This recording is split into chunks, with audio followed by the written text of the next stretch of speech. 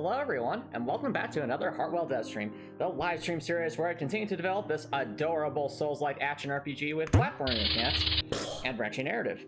And if you find these dev streams interesting or helpful, be sure to subscribe to the YouTube channel and boop that bell button to stay notified. Now, in the last dev stream, we were working on some damage calculation reworks, as well as trying to make the new Cobra reworks act independently of each other. And while I thought tonight's dev stream would focus mainly on that, I actually was able to get a lot of that done off stream. So you'll notice when the Cobras follow after us now, their animations are facing correctly.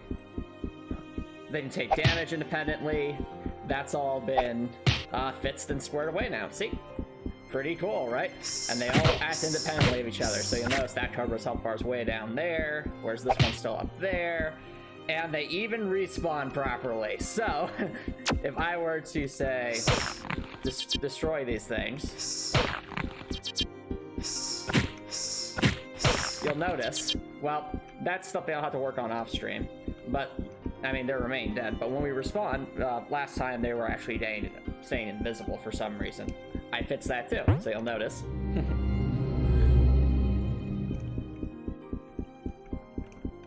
Jared Copper Nicholson, but also welcome, dude. How's it going? You'll notice, see, everything is back the way it should be. So I got a couple of minor things to fix with the Cobras in the future, but things like making sure there's no collision on those collision boxes when they respawn, making the collision boxes visible, and of course making sure our Cobras have like their default stock animation play at like the correct moments.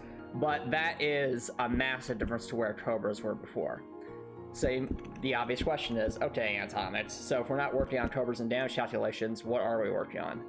Well, that Cobra damage rework was the last major thing holding us back from working on actually building levels. And now that that's basically getting towards the final stages, tonight we're actually going to start building that the tutorial dungeon. Yes, the time has finally come. So I took the liberty during off stream to import all of our level just backgrounds so far. So what we have so far for the central well, as well as more importantly for the lower well, which if we zoom out just a wee bit, you see it's a pretty massive dungeon, or a pretty massive area for a tutorial dungeon. And our goal tonight is going to be to try and make sure we get all the collision and platforming properties correct for all these different rooms. If we do that successfully, then I'll move into trying to input the rattlesnakes and the cabrattles where they should be based off of our level design diagram that we designed, I think it was a few months ago. And after that, we'll go from there. So, should be fun, a fun stream of building levels and testing levels. So anyway, without further ado, let's get into it. I think we'll start up here since this is the simpler map. I see. Alright, no worries, Copper Nicholson. See you soon, dude. So start with this area. I think the first thing I'll do... Actually, what I probably should do... I know that the first altar of record should be placed, I think, somewhere around here, I want to say. Or it's somewhere around there.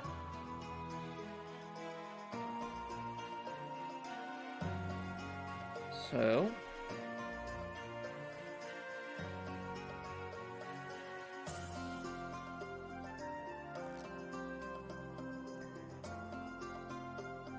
set you to 0 for now.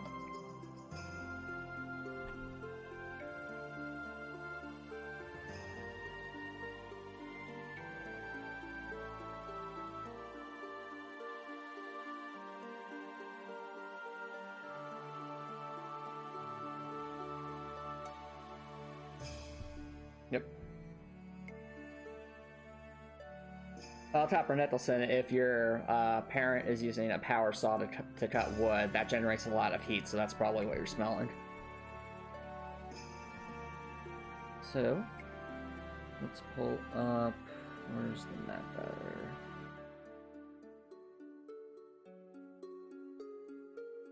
There's... Okay. If I'm remembering correctly...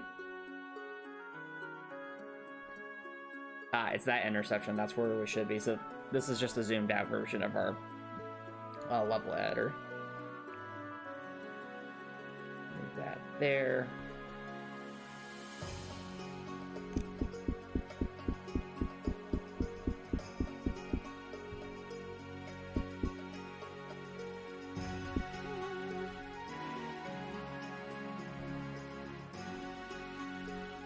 Also, one second, chat. I just accidentally closed chat. So, if anyone just joined and was sending a message, I apologize. I haven't seen your message yet, so feel free to resend stuff. But otherwise, welcome, welcome. So let's just save right here. And what that will allow us to do is every time I boot up, will be right here in the middle of the map, so we can use that for testing purposes. Anywho. Alright, so first things first, if we're going to be making a map like this, we need to actually have the walls be functional walls. To do that, we'll simply make use of our backdrop objects. Stuff like this.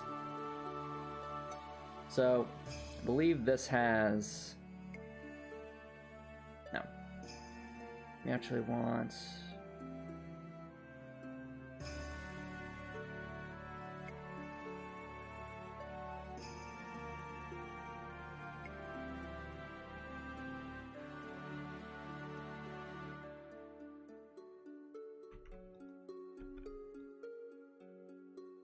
So now that our backdrops are not necessarily going to be these anymore. Hello, Drakor. Welcome to the dev stream. Guess what we're doing tonight? Hey, also, how you doing, buddy?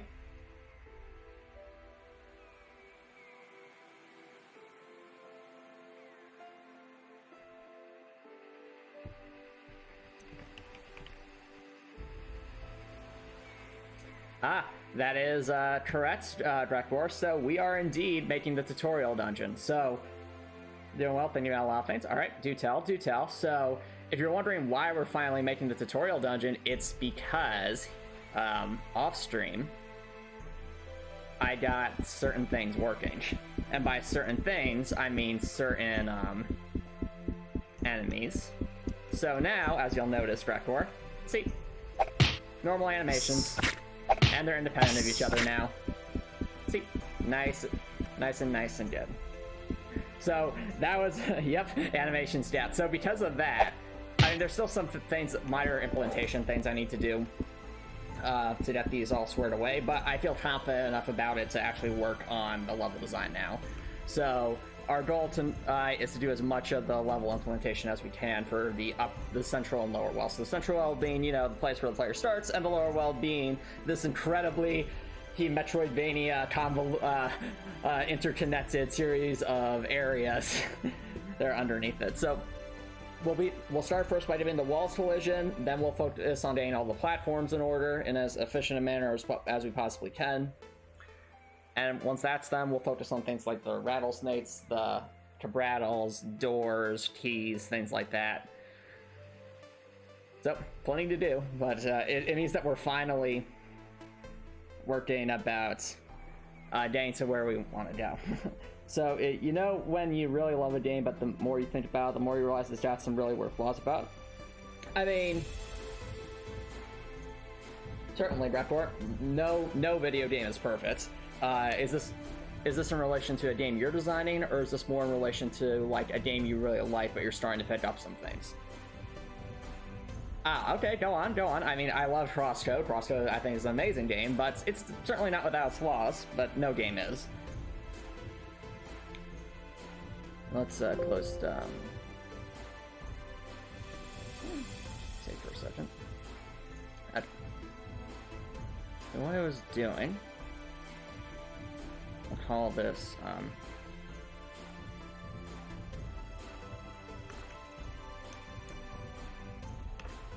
1x1 background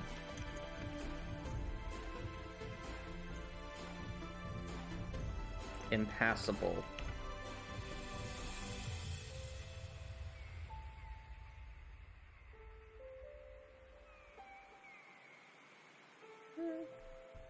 Alright, there are certain things about that become kind of weird. First of all, it's supposed to take place in an MMORPG. Most of the really important quests are single player quests. You're already going solo to this quest definitely makes for better gameplay, but it's I mean, I guess, Drakor, you could also make the argument that it could be kind of making fun of the MMORPG trope. I've also seen some people who've played Prosto that say they really liked it for the sense that you get the fun of an MMORPG without actually having to do all like the socialization that comes with an MMORPG. So I definitely see pros and cons to that. Yo, I printed out some new PS. Okay. All right, Copper Nicholson. Okay. Welcome. So with these background objects, their whole purpose is to be impassable, but they'll also be invisible when they're actually implemented. So we're going to make a bunch of these kinds of background objects so that we have something to work with.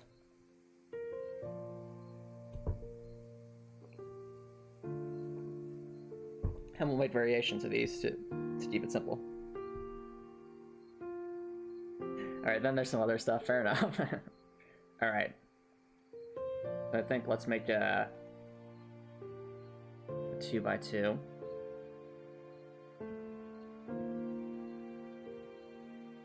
That'd be a 64 by 64.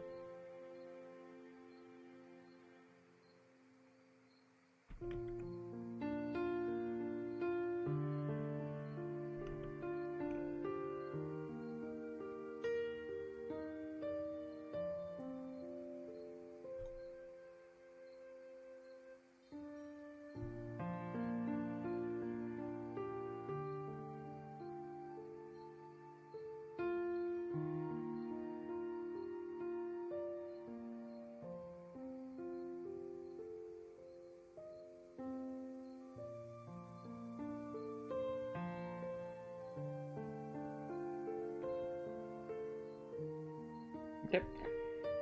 It's unless you like the gameplay, happen from basically nothing relevant to the overarching plot happens in the entire structure of the game.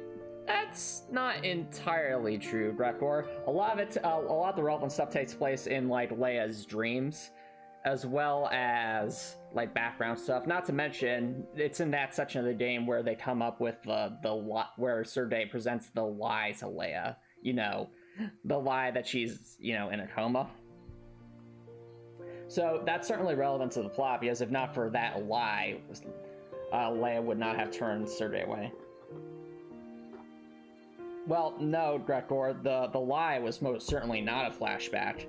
That was done directly when Leia was starting to question things. And you can also make the argument that I'm pretty sure Sergei made it clear to Leia early on that wherever they need to go is in Sapphire Ridge, which is like a late game area. So that's, was already giving a legitimate reason for Leia to actually play through the game normally, because she needs to get to that late game area. And they can't do it with cheating, or else if they tried to cheat, they would get discovered, and, that would cause more problems.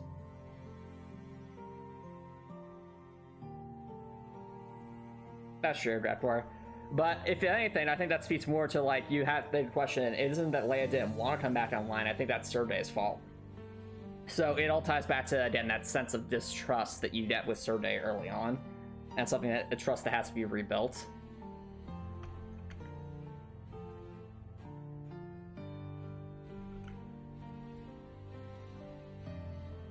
So what I think I'll do is I'll clone this object. And we'll make this one a 4x1.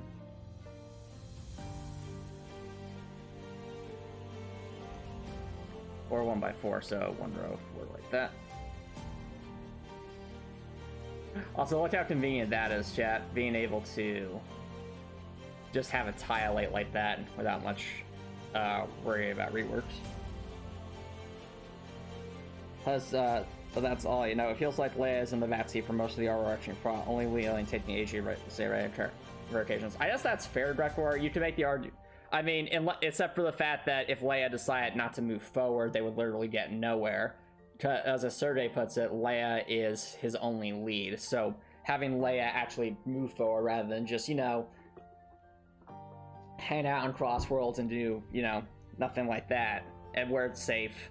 Leia could arguably do that if she really wanted to, and completely grind Sergei's investigation to a halt, but she decides to move forward. So I don't think that necessarily means that Leia doesn't have agency. I think it's more so that there's no denying that the story gets immensely more fascinating when we actually get to... Also, why am I on this layer? That doesn't make any sense. This should not be on the Dead Spots layer. This should be on the main layer. 1 second.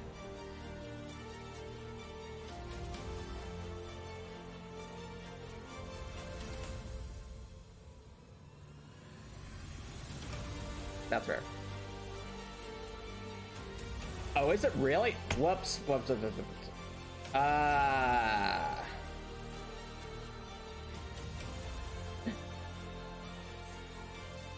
So, no.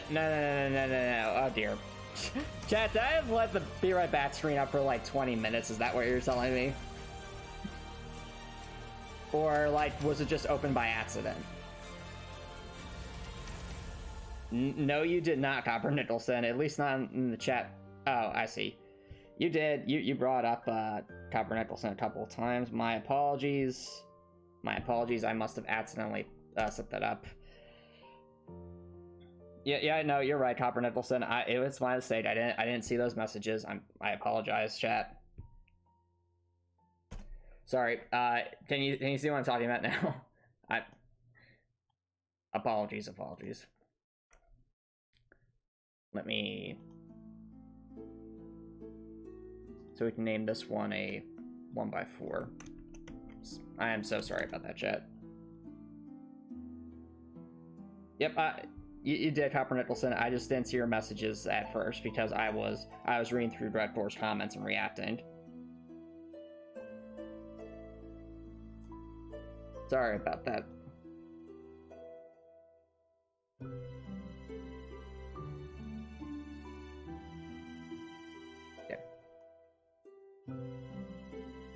So, they're saying, okay, Antomicx, what are you doing with these? This is going to be our baseline for creating stuffs.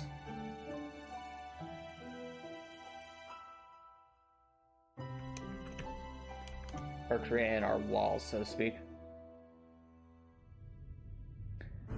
And we'll use it to do things like...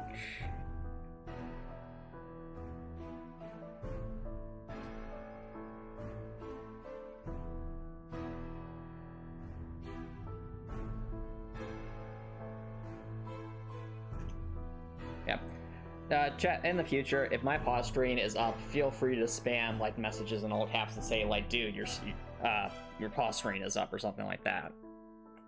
Yes, obviously it's extremely important to me that you all can see things, but I also can't see my own Twitch screen, so I wouldn't know that unless you guys tell me very persistently.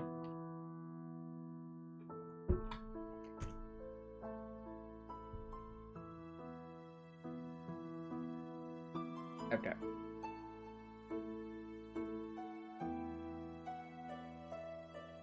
I think what we'll do is actually make this a 1x5. I'm noticing more sections like that.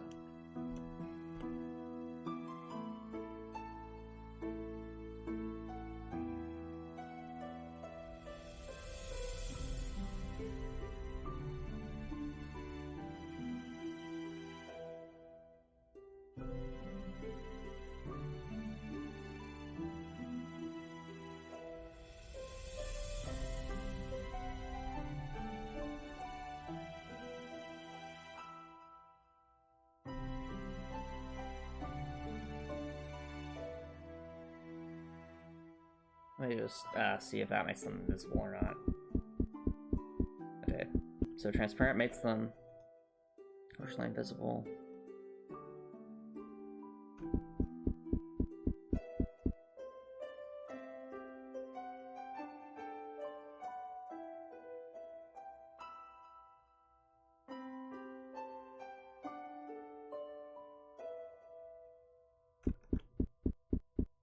Okay.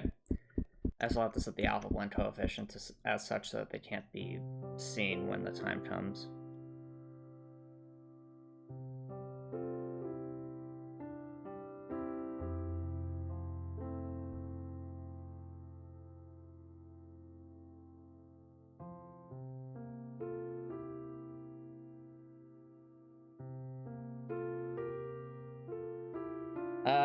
I don't like that idea, Copper Nicholson, because sometimes I have to do stuff in the background that I don't want, you know, chat to see. Things like, you know, look at my more detailed notes for my game that might contain spoilers or things like that. So I don't want a transparent pause screen for that. So I don't think that's a solution, Copper Nicholson. I appreciate the suggestion, but no, I'm not gonna do that.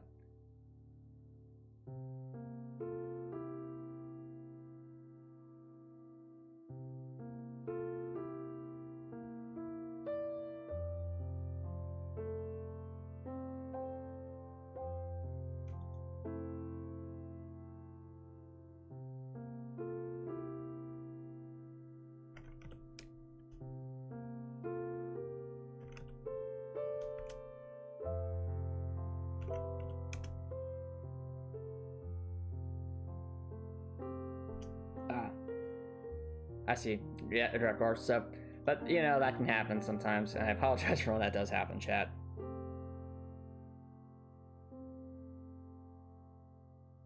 But most certainly happens from time to time. Okay, let's put that there. That one there.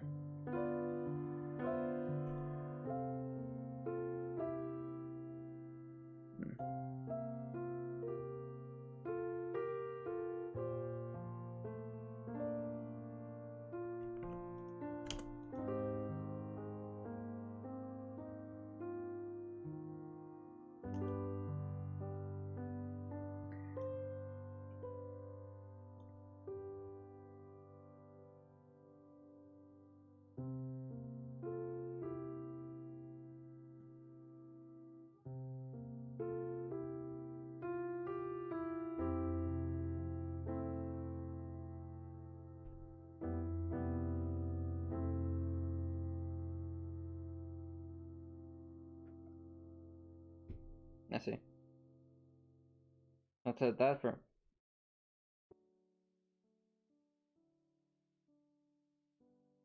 Okay.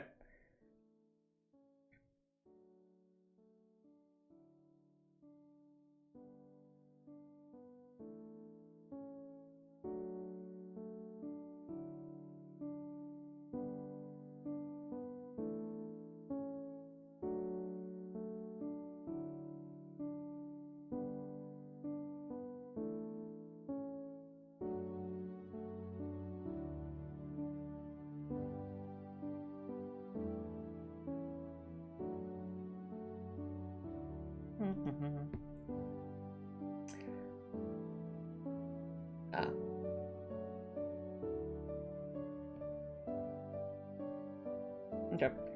Was that all the stuff that you were bringing up about crosscode, though, Dreadcore?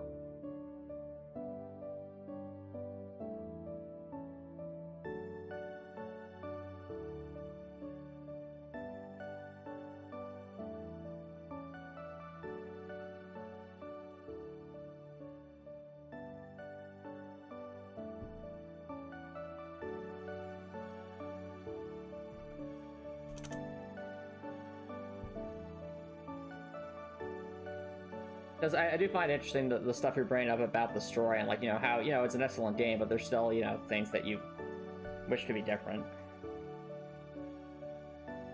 I doubt that.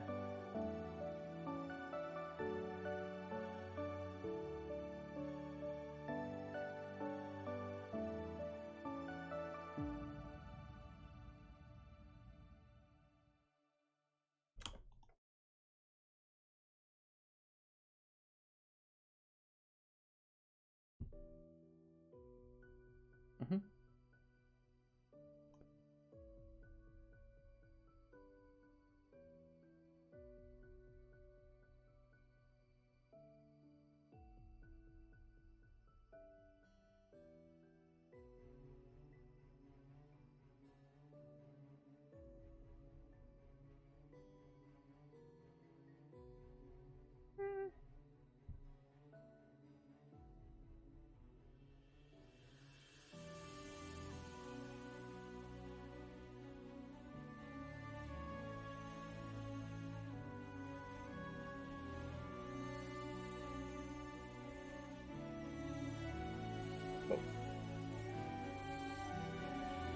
Yep.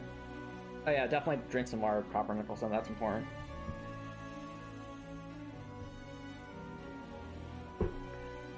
Staying hydrated is important. In fact, I'll drink some water too.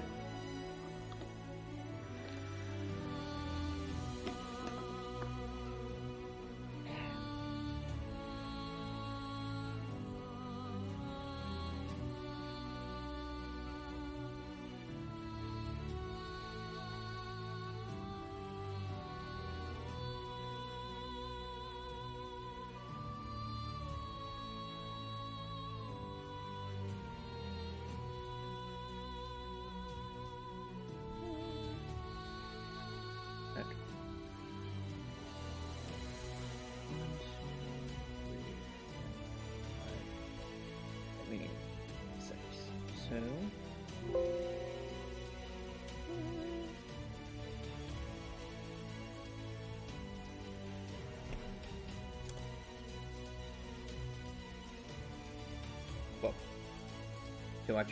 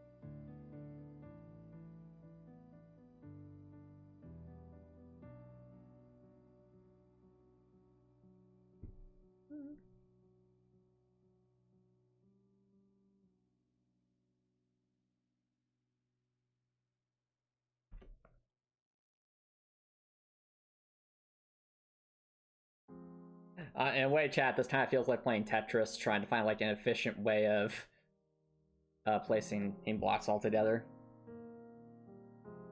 It's a very simple, repetitive part of the development process, but still a very necessary one.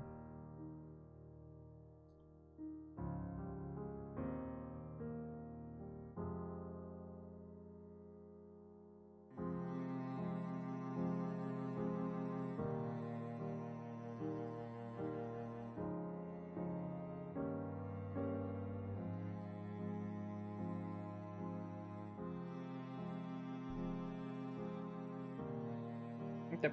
Fair enough, Copper Nicholson. Fair enough.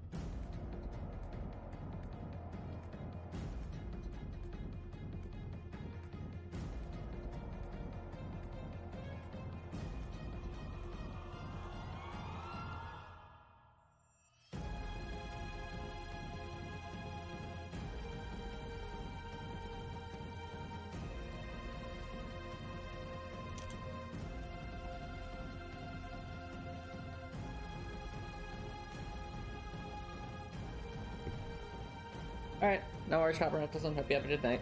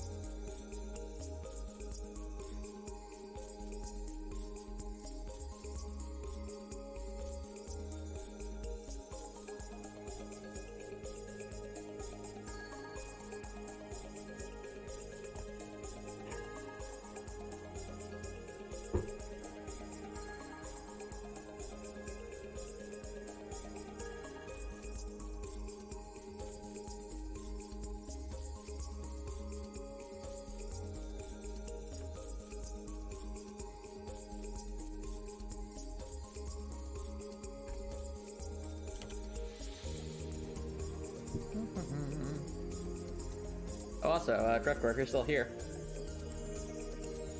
I'd be curious to hear how other things are going. Like stuff in your free time or things to that effect.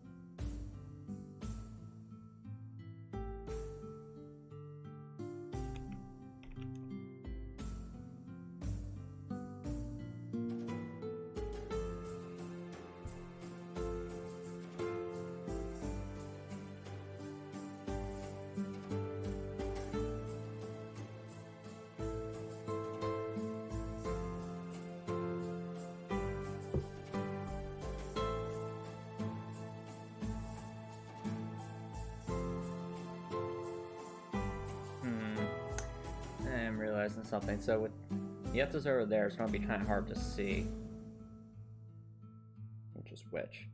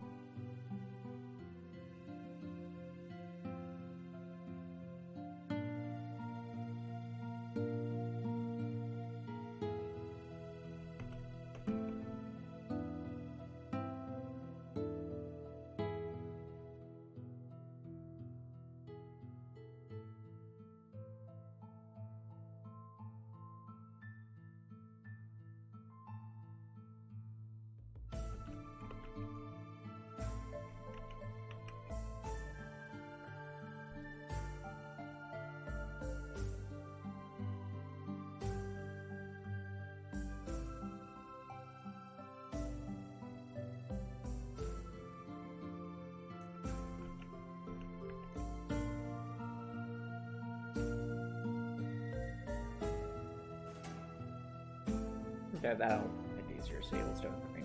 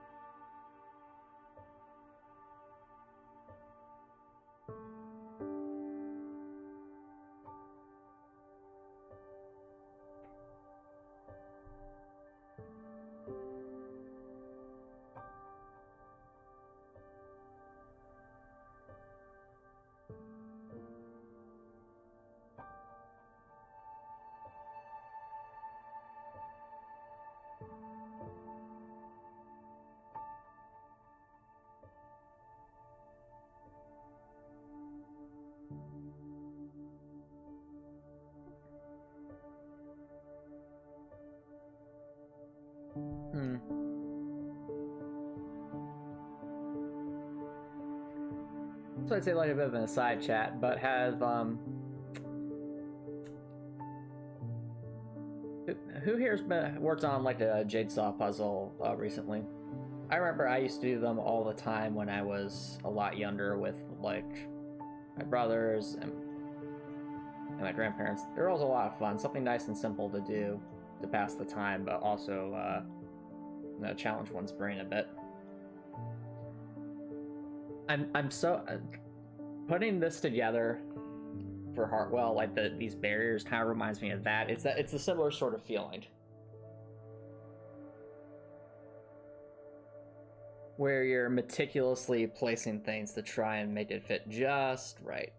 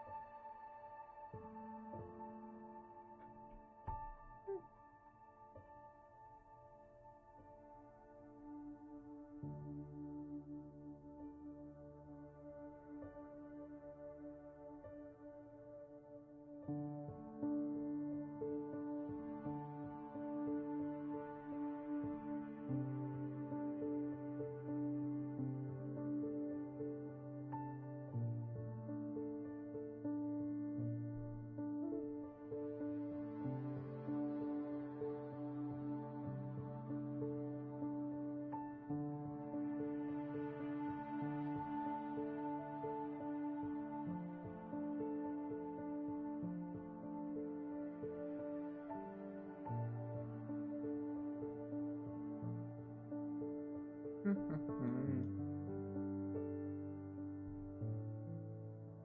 that over there.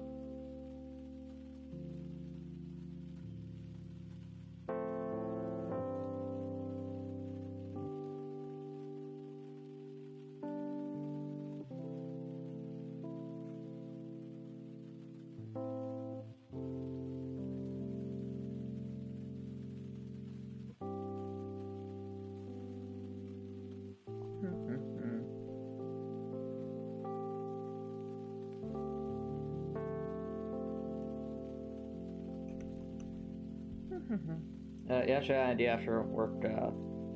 With the, I am not familiar with that game mechanic, Copper Nicholson.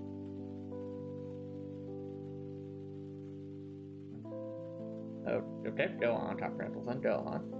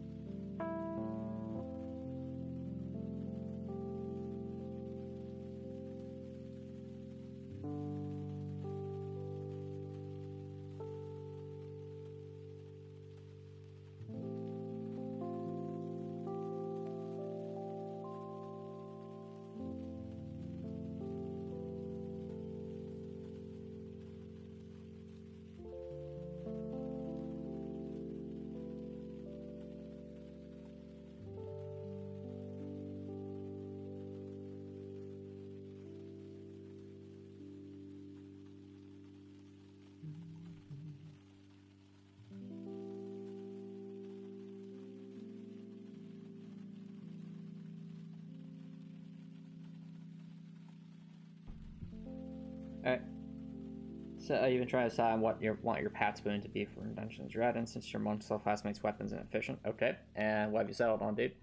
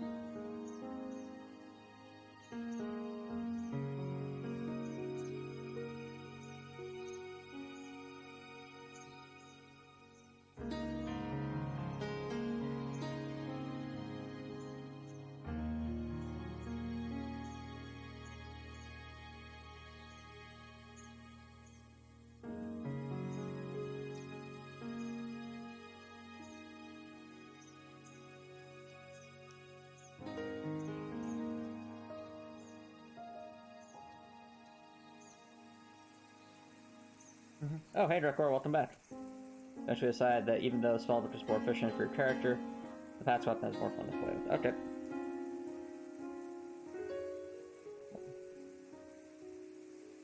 Welcome back, Drakor.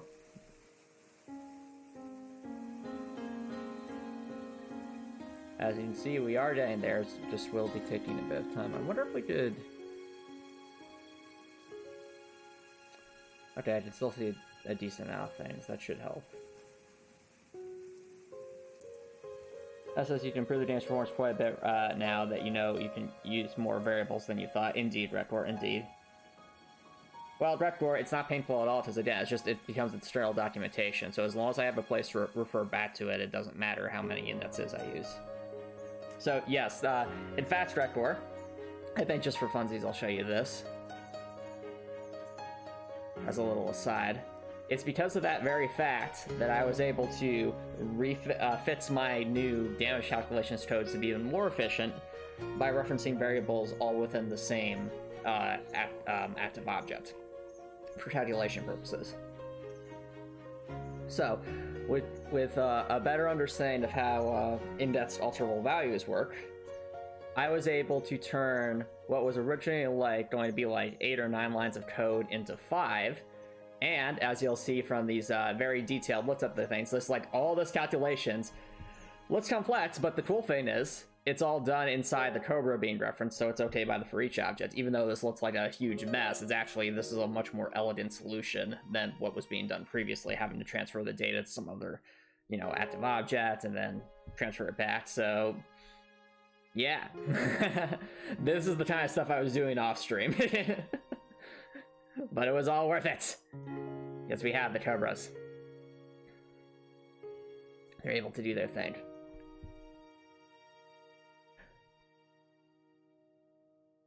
Now, of course, we're in the midst of making sure all the collision is provided in the environment. So that's not just for show.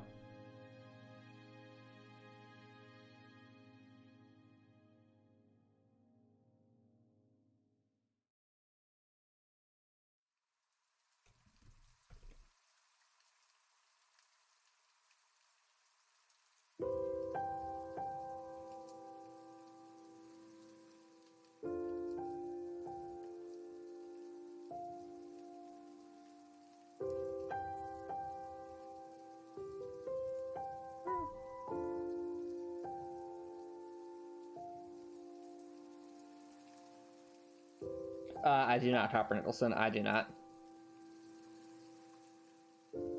I have no magic like that, Copper Nicholson, so no.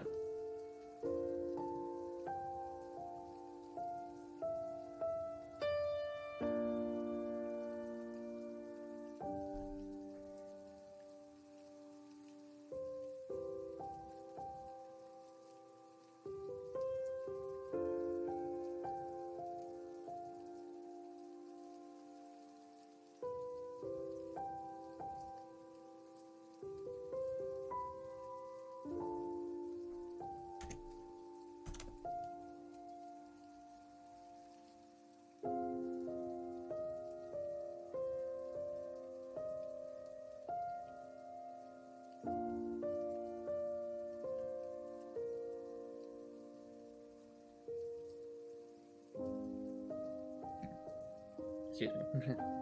So,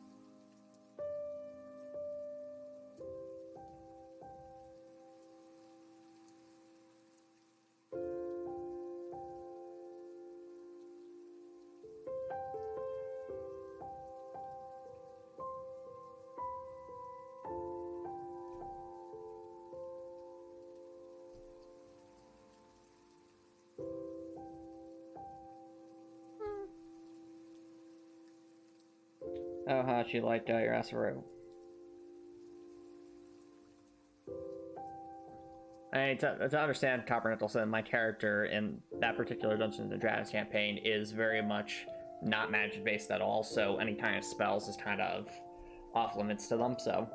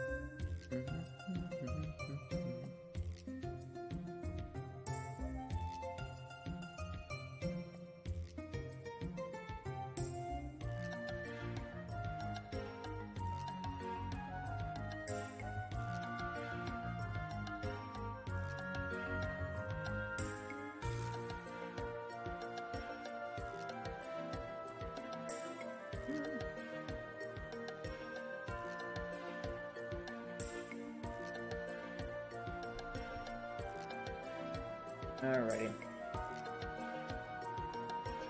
Alright, let's test this one out first. Hey, well, look at that, chat. We officially have a little bit of a maze. Just a smidge.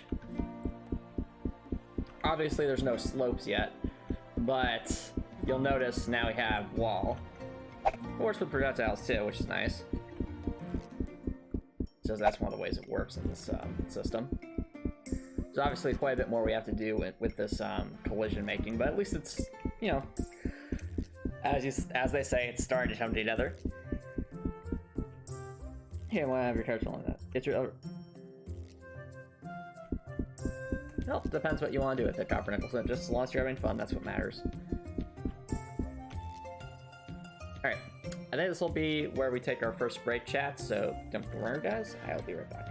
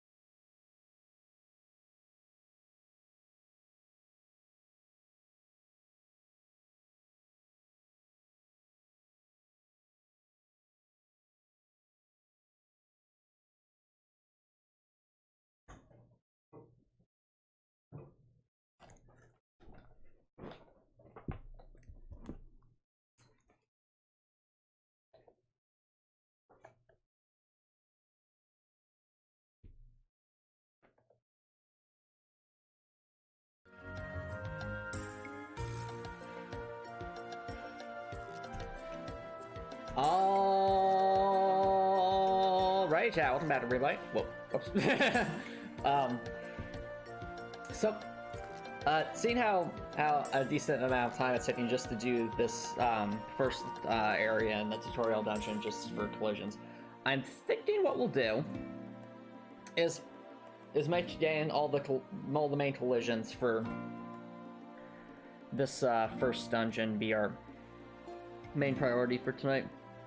Because if we can even just get the main collisions out of the way, those being just, you know, the walls that the player shouldn't be able to walk through, I think that'll be, you know, set us up well for to do more level building next strum. Whoa.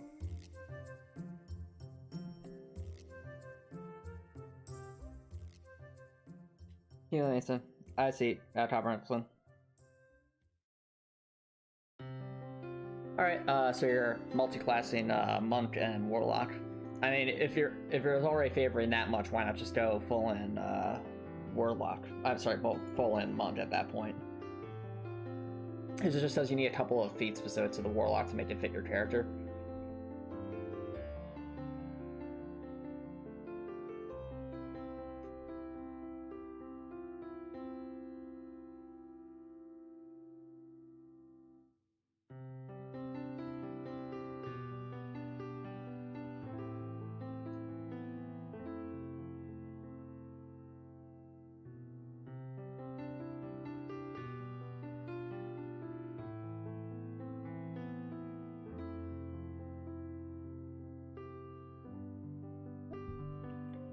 Returning on the part of the Warlock that grants magical bonuses that recover after a short rest, just like the Monk's main key abilities.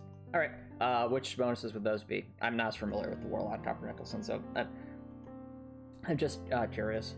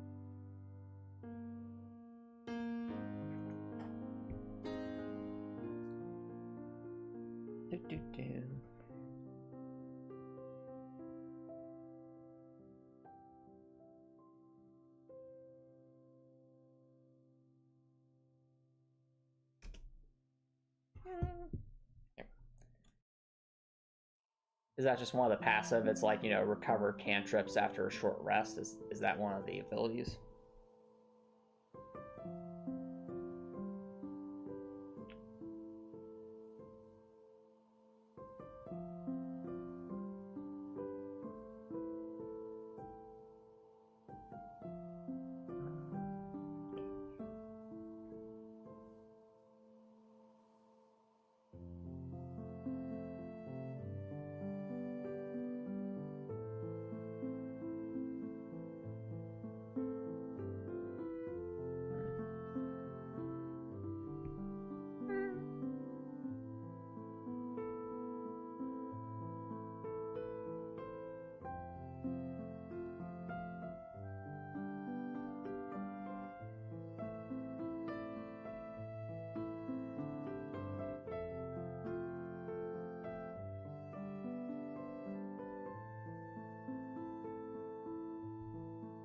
You did the math a while ago, and a full Warlock would not be a good representation of what your character would want to be.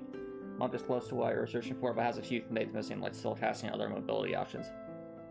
It's soon realize that taking a small handful of levels into another class with everything or thoughts. I see. Okay. Made sense then, Copper Nicholson.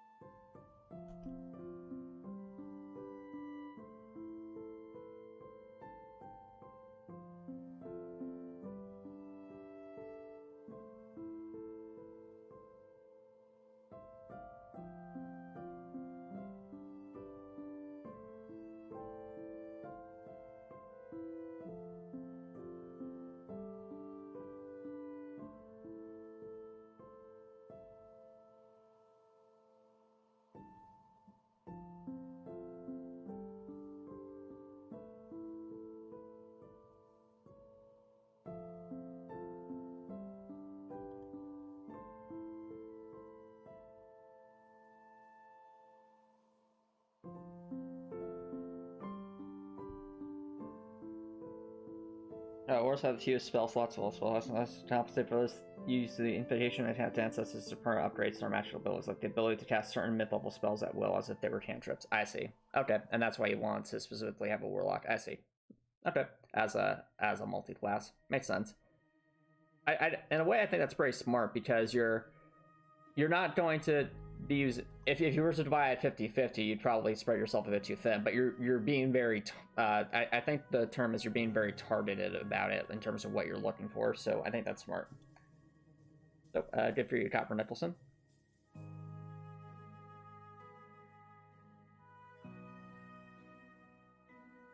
Okay, he's up there.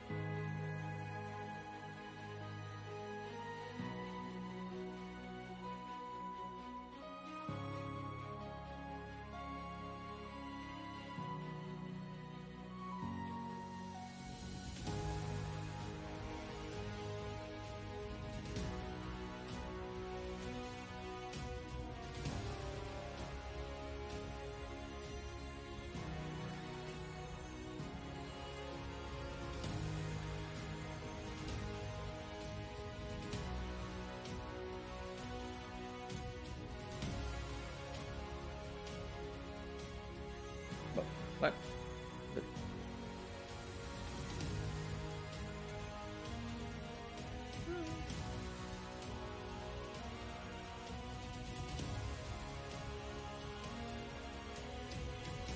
Yeah. I know what a cantrip is, Copper Nicholson.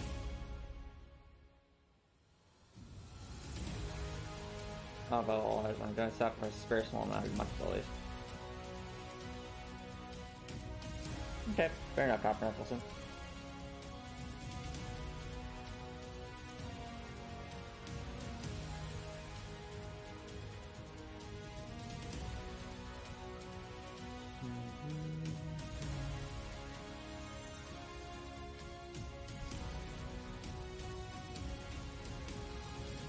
Oh, actually, no, I need to get that a lot wider.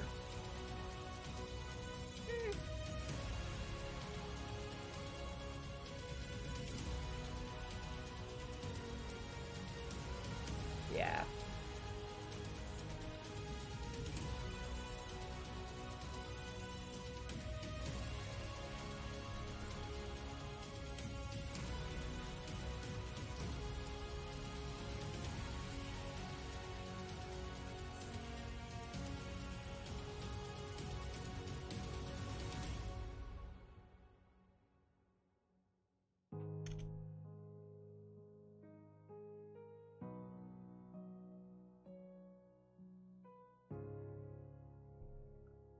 Yep. According to your calculations, the high level monk abilities you want have not been cut off yet. You just need to get to monk level 17. I see. Well, whether you actually get to that level depends on how long the campaign you're playing runs for, Copper Nicholson. It can certainly take a while to get to specific levels.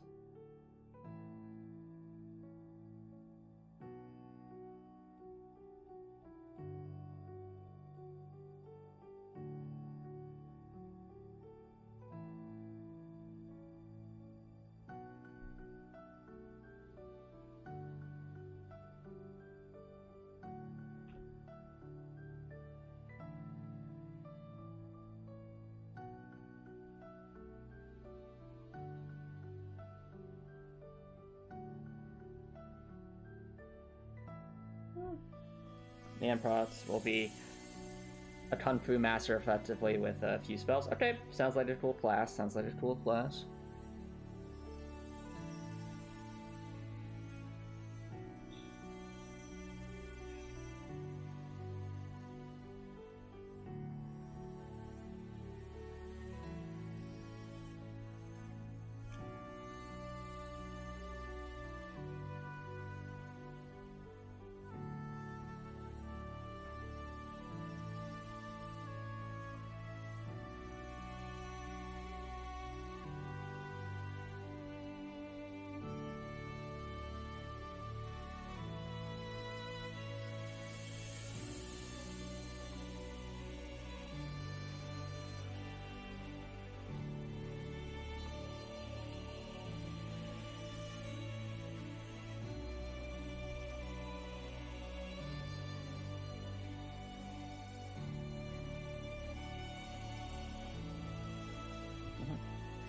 spells that enhance its martial arts abilities. As far as they all work so well with each other. Okay.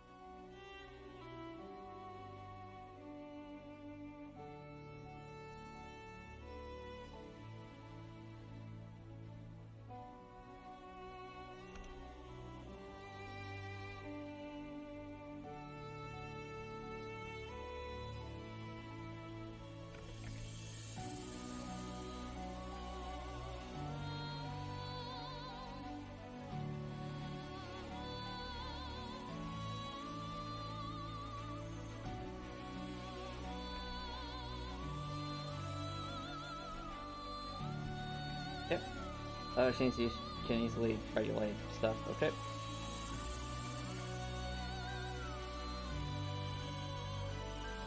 Fair enough. So if there's a section where you really just can't find any opportunity to rest, I guess that makes sense. What else? You want to talk with the DM to make sure it fits whatever balance they're going for. If it does, awesome. Alright, that's the upper section covered.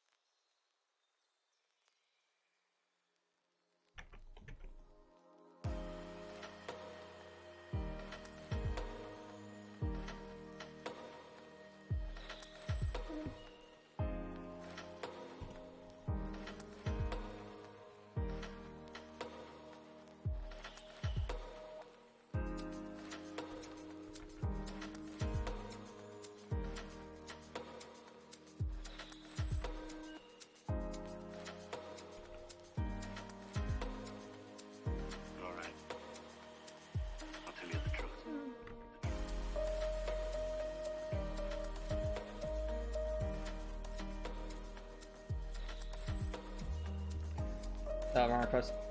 I won't mention anything, Copper Nicholson. Don't you worry. I won't mention it. JT Sports has ever watched the dev streams, Copper Nicholson. They're a fun time. The dev streams are a fun time. Remember all the happy times we had? Nope.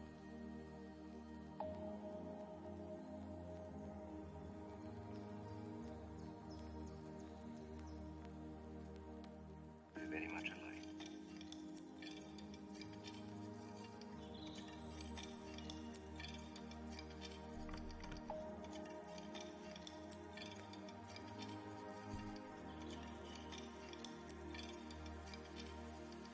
Remember all the happy I see times Copper we Nicholson, had? I see.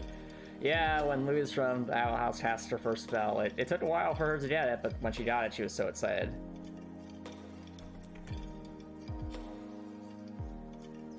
And speaking of the Owl House, I'm definitely looking forward to when the rest of season 3, when, you know, the final couple of episodes come out. Should be interesting to see how it wraps up, because it's a great show. It's a really great show. All right. I'll tell you the truth.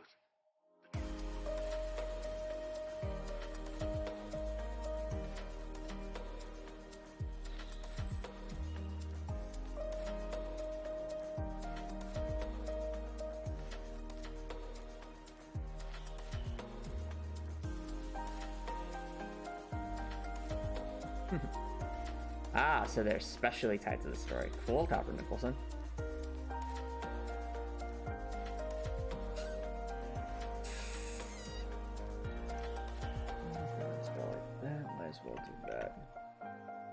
that. Doop, doop, doop.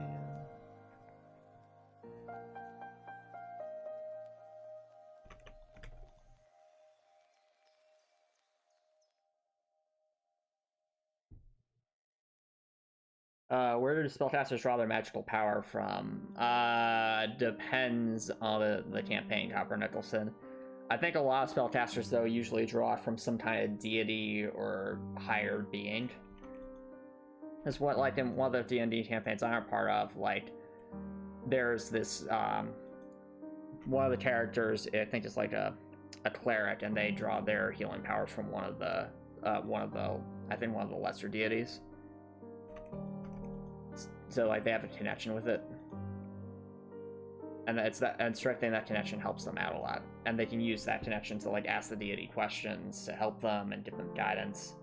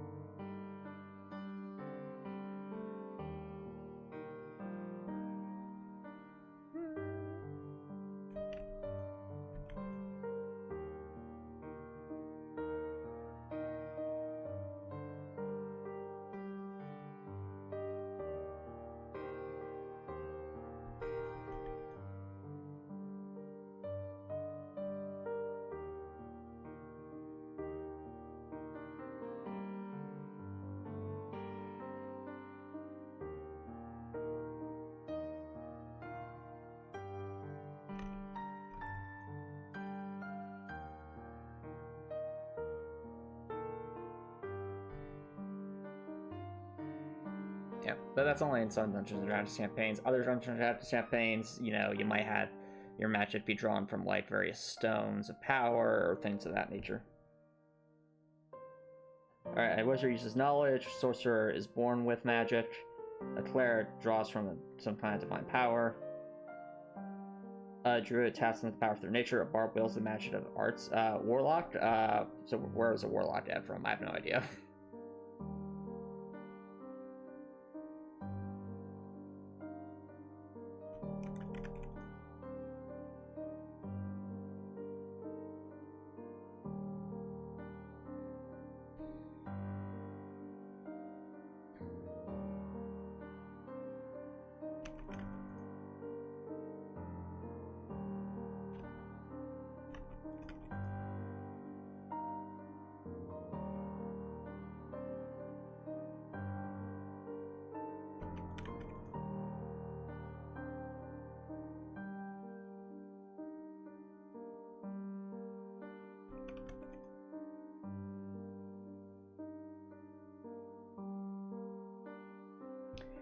A power comes from deals with otherworldly beings. I see, sometimes. I see. Alright, and what would it be in the case of your particular character, Copper Nicholson?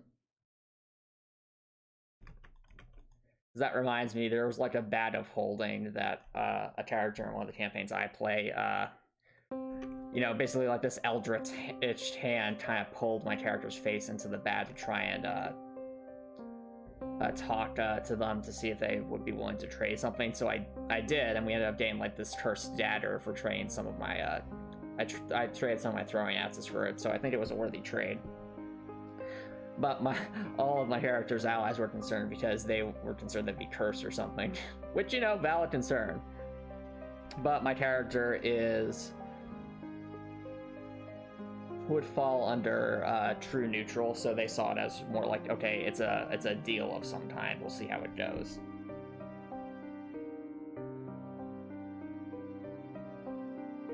That was a fun time. And the only reason it was my character is because my character as a what's it called? My character as a Warforged doesn't need to sleep, so I'm usually the one keeping watch at night. And that's how I was aware that that happens. Alright, so in all cases, the Warlock draws the power of part of a transaction. Okay, and who would, Alright, and again, you still haven't answered my question, Copper Nicholson. Who is it for your character then.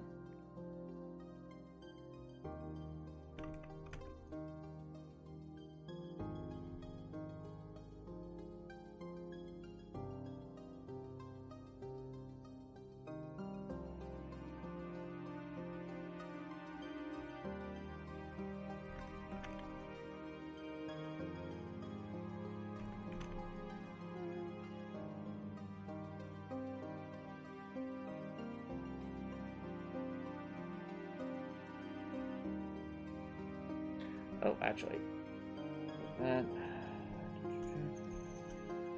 shift those up. There we go. Sorry, what happened? Basically, the long and short of it is we had a bat of holding. My character ended up, was awake because my character doesn't need to sleep as a Warforged. I saw that there was a hand, like a hand of darkness emerging from the bat of holding, so my character went to investigate. The hand of darkness pulled my character's face into the bat of holding, so the bat of holding basically has like a pocket dimension inside of it.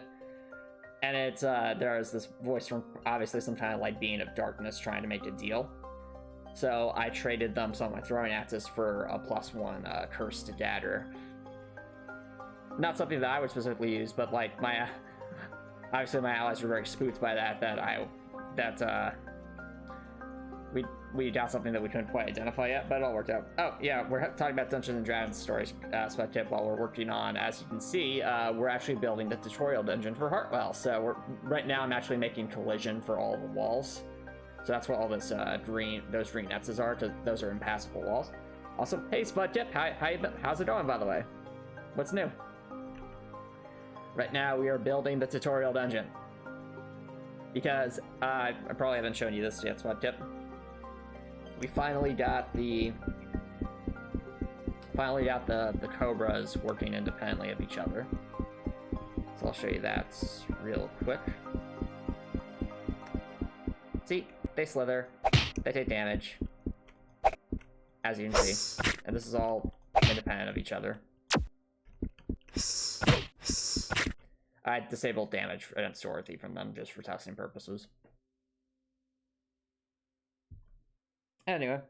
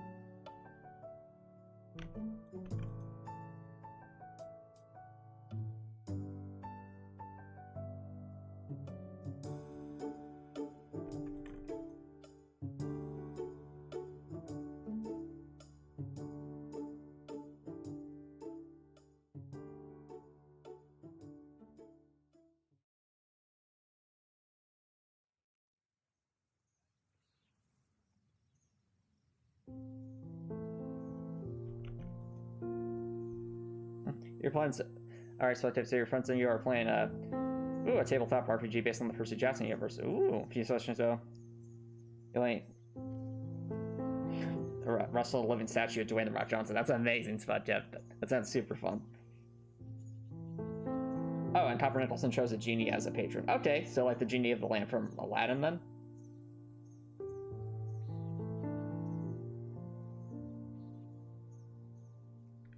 That's cool. That actually reminds me of I think it was a meme that Copper Nicholson posted in the Discord server. It's a it was an animatic of a cover of A Friend Like Me by so the song from Aladdin, but it was a cover by Anapatsu with an animatic of a Dragon Maid singing from Mr. Oyashi's Dragon Maid singing that. And it was really, really, really funny because I actually could genuinely see Toru singing something like that. It fit too well, shall we say. It fit a little too well. Oh, it's in the Quartet System tool spot. Tip tool. Cool, I haven't heard of that one before.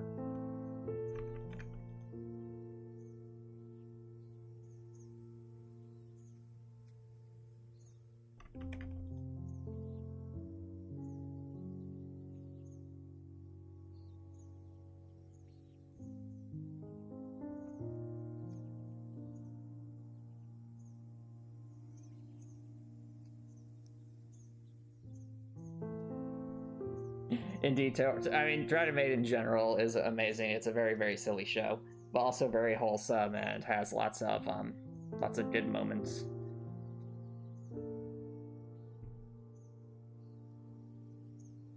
I see Copper Nicholson, I see.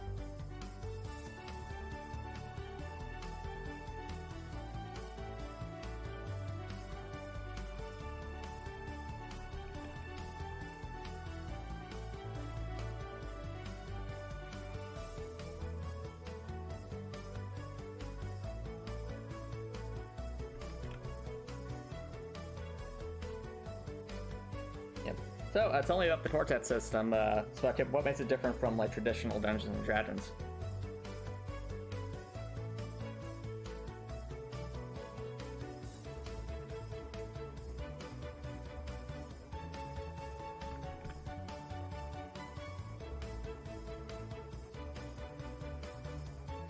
Let's move these over here so I can mess around with them more easily.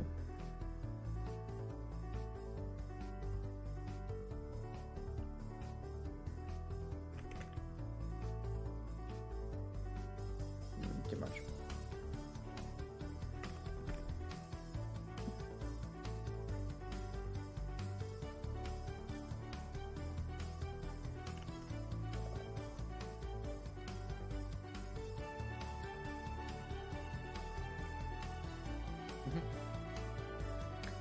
And now we play the waiting game, as they say.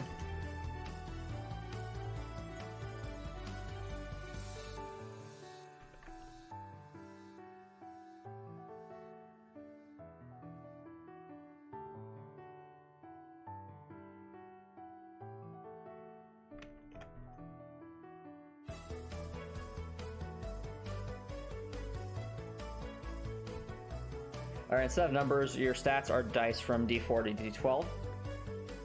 You roll a roll, but stats not roll, and the DM rolls dice based on... Okay, that's interesting.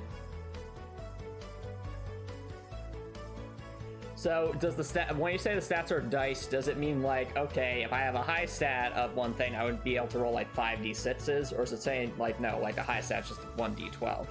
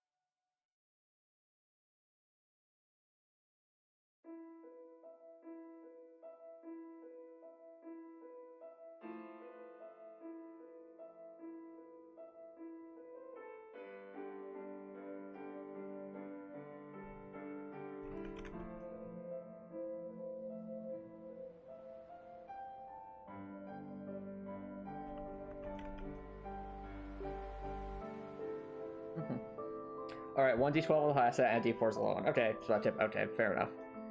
So it's not. So it's more so like as you get higher dices, your average rolls are going to be higher as you have larger dice, and your potential's higher. Okay, that's pretty cool.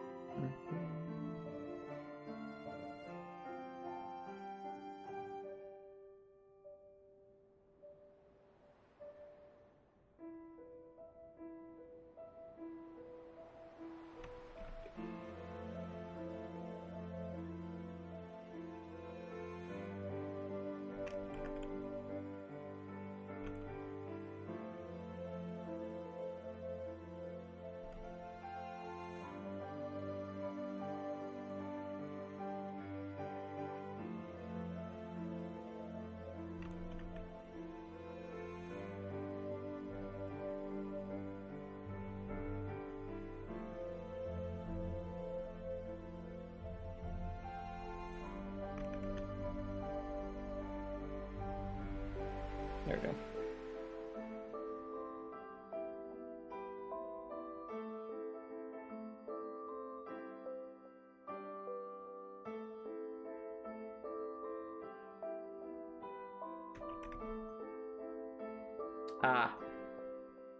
I've often, seen people debate about is it better to roll for stats or to just, take the stats you get, or take the average stats. Personally, when I level up, I tend to just go for whatever the average stat is or the amount you'd normally get, because yes, you could theoretically get higher stats if you roll, but you also get lower. And I feel like in the long run, taking the average will be better than rolling for it. But to each their own.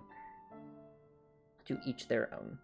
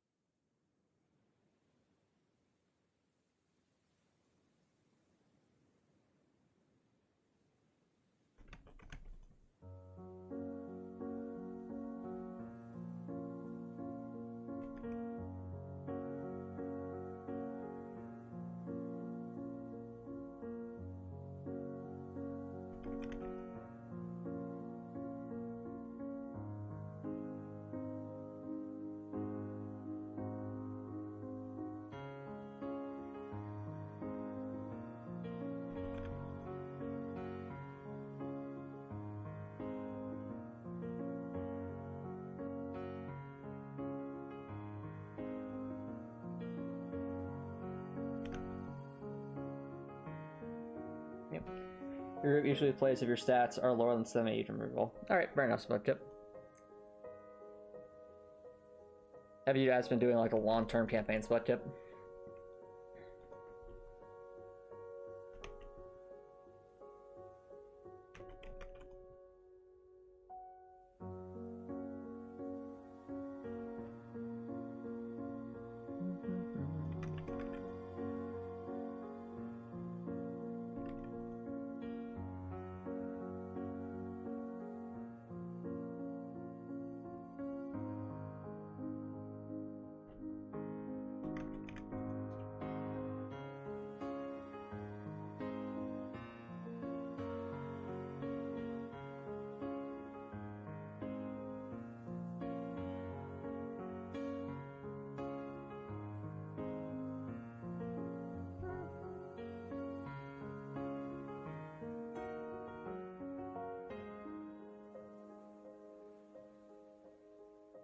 I'll just, Copper Nicholson, they're the DM, so if that's their recommendation, you can try it. But do what makes sense to you, dude.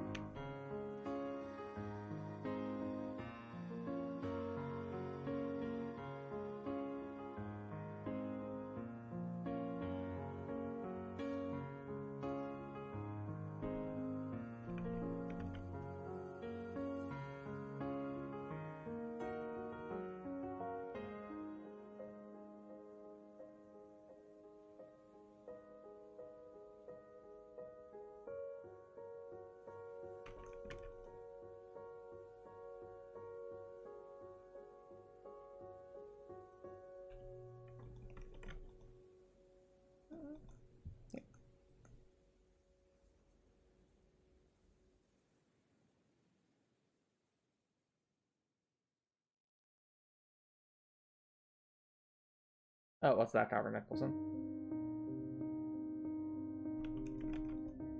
Yeah.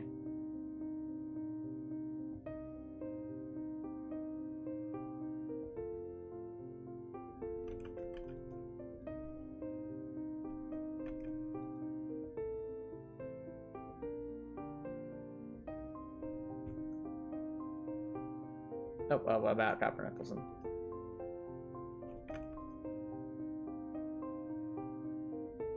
Nope. Okay.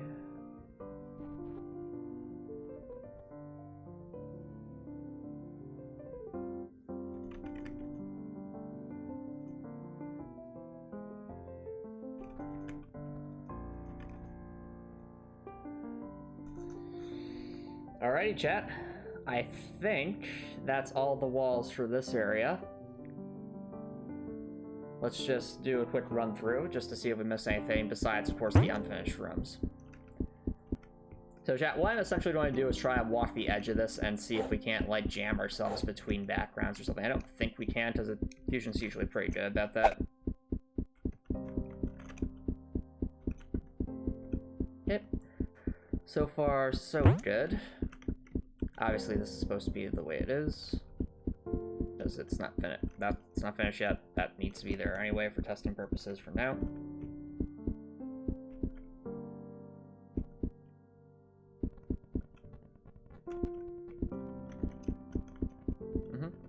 Fair enough, Copper Nicholson. Fair enough. Yep. I like characters that like go against what you normally expect. That's usually makes them a bit more interesting. Alright. So far, so good.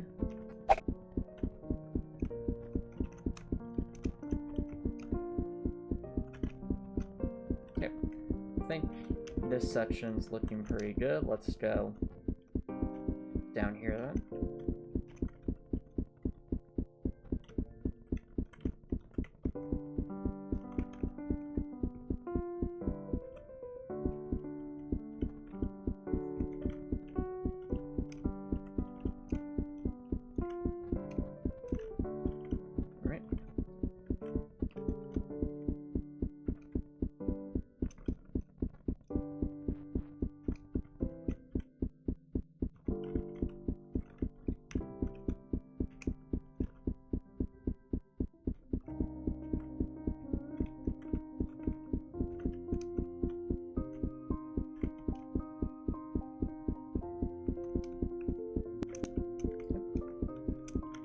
To the right in a second, but first let's check up here.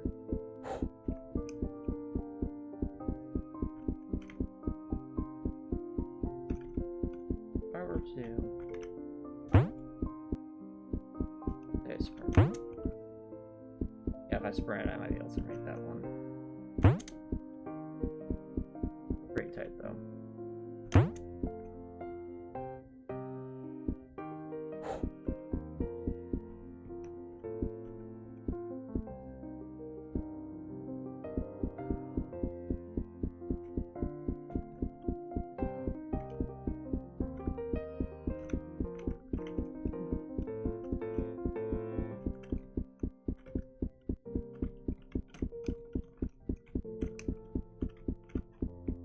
Alright, so are you thinking then Copper Nicholson, like, the genie's going to be trying to reinvent himself? So, like, instead of the genie that does, like, a monkey's paw sort of thing, you'd want to be with the genie that wants to be more like the genie in Aladdin? Is that what you're doing at?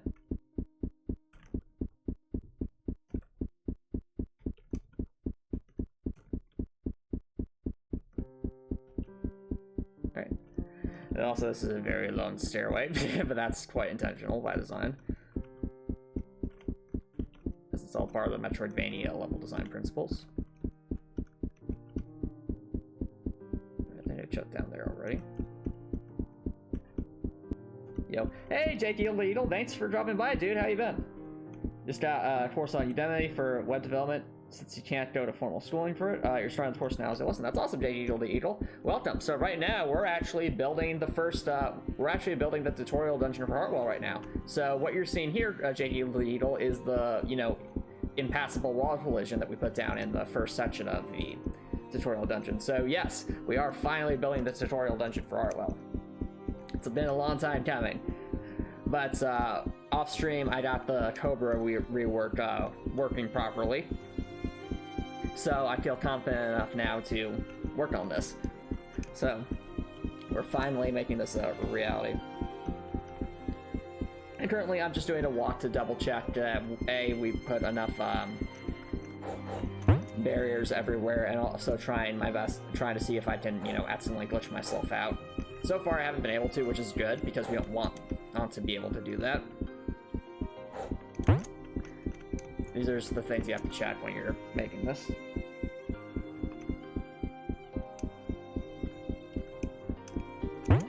Yeah. Alright, I think that was the entire... Well, chat, congratulations. So, barring, you know, the additional runs we have to finish later, and, you know, the artwork, the actual collisions itself for the central well is good. And that's important because this is, you know, was like our sort of test run, so to speak, for setting up the collisions, because as you will see, so if I were to zoom out a lot, you know, decently complex opening here, you know, the top part of the dungeon, but if we move to the lower dungeon, you'll notice it's a lot bigger, so, and with a lot more complex geometry. So, what we'll do, we'll grab these, and let's get a building.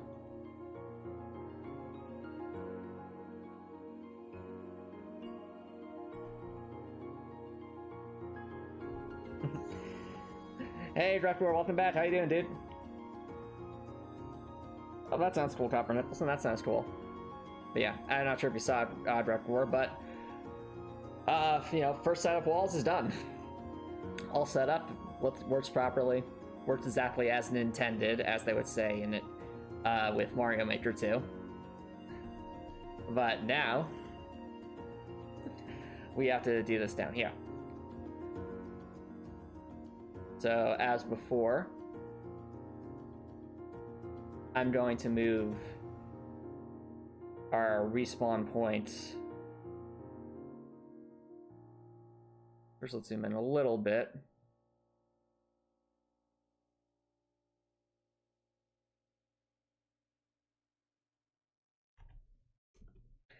I'm going to move the respawn point to be kind of in the middle of things to make this easier to check. Now, what's fascinating about this entire lower level, chat, you know, this really complex level, is the way I designed it, there actually is not supposed to be a respawn point anywhere in this entire bottom section. And you might say, Antomicx, how is that even fair? Because of the Metroidvania nature of the level design, it all connects back to here. So in this entire dungeon, there is only, that has, mind you, 3 different floors to it, there is only this one save point, and it all connects back to each other with, you know, like you know, like gated shortcuts you can unlock to get to other parts of the dungeon faster. So very Dark Souls 1Z in that regard. But we have this respawn point here for testing purposes, and I think the best spot's actually going to be right here, since this is kind of more like the center of the dungeon, the center of the lower part of the dungeon. So what we'll do, we'll put that there. I'll run this so that we can get ourselves over there. But of course, you know, you see the very colorful, fun environments we created before. And just save right here. Okay. So now, when we run it, we'll just be right there.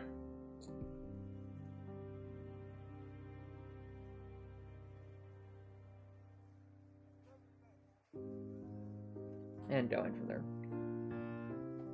All right. Let's get building.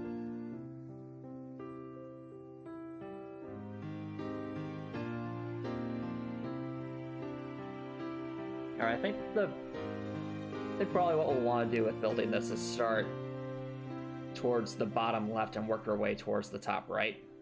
since, as you see, the further top right we get, the more complicated it gets in terms of just how smushed together everything is with the level design. Especially here, like this entire section is one giant squiggly line, as you can see. It's just like, I mean, I see you say the same for the section on the left, but it's a bit more open in my opinion, just by the way it was designed. Especially this section here. I love this section right here anyway, because it is very much open, very much to play to the strengths of the Cabratals, but I just think, you know, as I'm main building, I think this is a decent spot to take another break, chat, since I do need to take a quick bio break, so don't worry guys, I will be right back.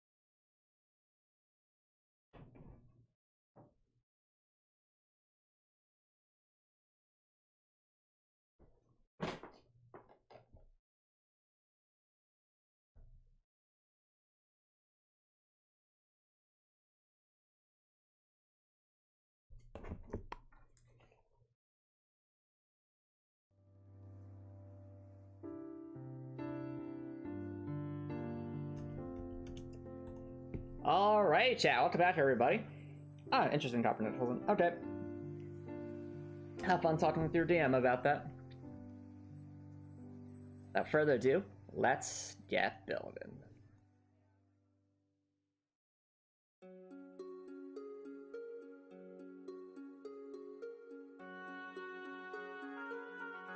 Oh, actually, before we do that building, I need to check one thing. So the way I'm trying to space this out is to make sure that no matter where you are in the level, it'll always scroll. So what that means is I just need to find the theoretical high points on the level.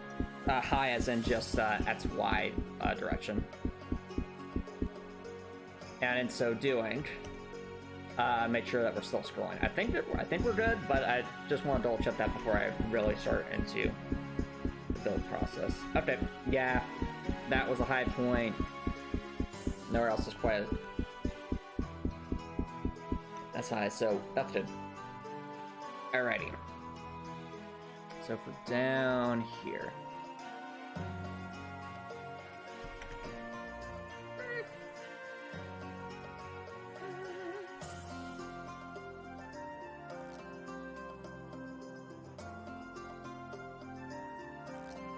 nicely.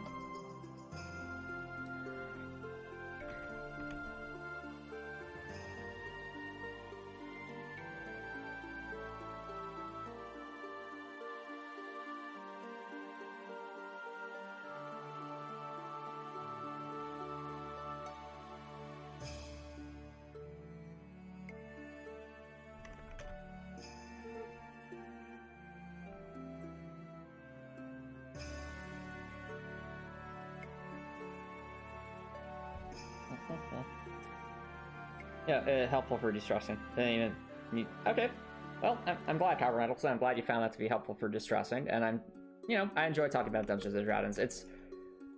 I often refer to Dungeons and Dragons as improvised game design, but in many ways, it is, because especially if you're as the DM in Dungeons and Dragons, you have to, you have your notes and you have your maps to prepare, your characters, your stat, things like that. But at the end of the day, you have to be willing to let your players do things you don't expect.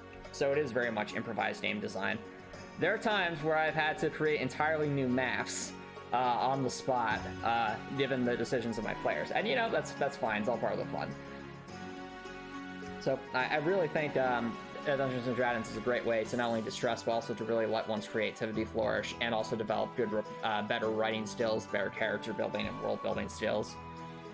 It's all very good stuff. I think I've said it before that a lot of my character building skills that are crucial for Heartwell have come from my experience as being a dungeon master. That was a skill set I never would have had it not been for Dungeons and Dragons. So, you want to become a better writer and have fun doing it? Try becoming a dungeon master. It's loads of fun, and it's also very practical too.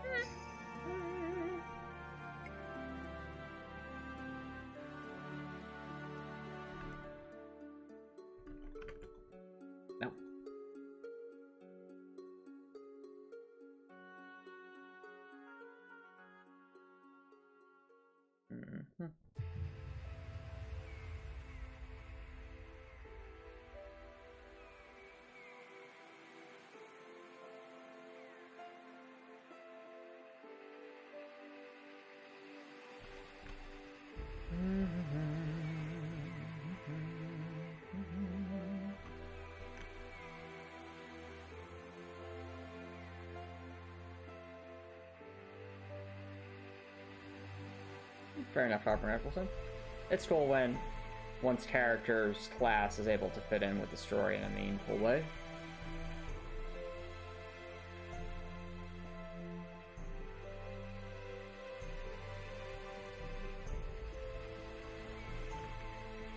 Can I might be able to. Yep. There we go.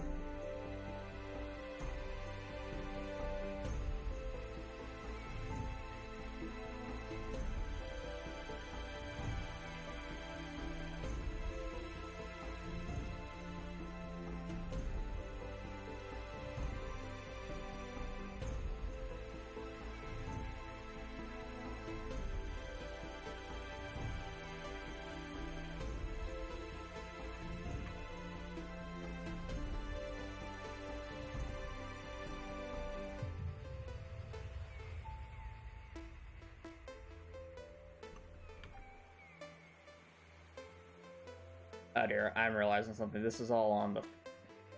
I did it again! I did it again! It was a mistake! Oh dear.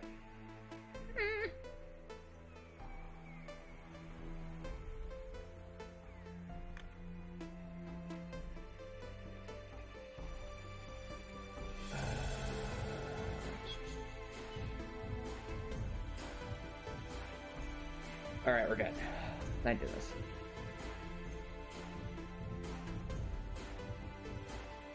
Hello, KK Sparks. Thank you for dropping by. How's it going? Welcome, welcome. take these hearts. We're actually building starting to build the levels for the tutorial dungeon today. So for that, the first thing we need to do is just make collision for all the walls on our maps. So these big maps that we drew in previous streams months ago, we're finally building in the map, building the collision for that. So right now, it's a very relaxing process, just creating what we gotta create for this.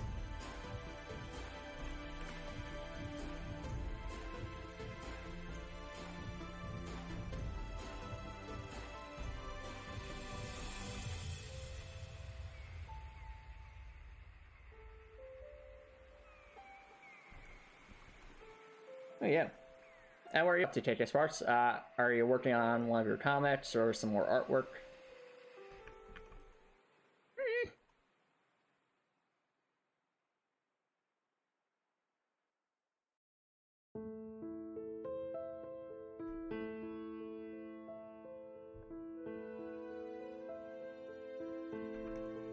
I'll keep drinking water, Copper Nicholson. It's important.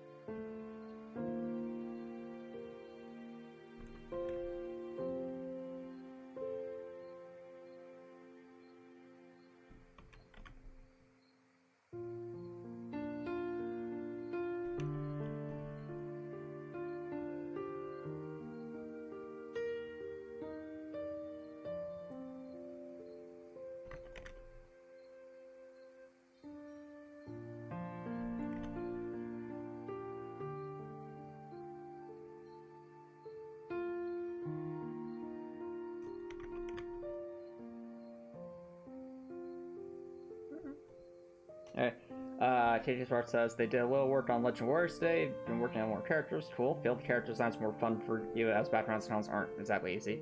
I think that's, I definitely differ in that, in the sense that I have a lot more fun making backgrounds like this, or I find that a lot easier than to draw characters personally, but again, that's just because I'm more object-oriented with my art styles. That everyone's a bit different when it comes to that.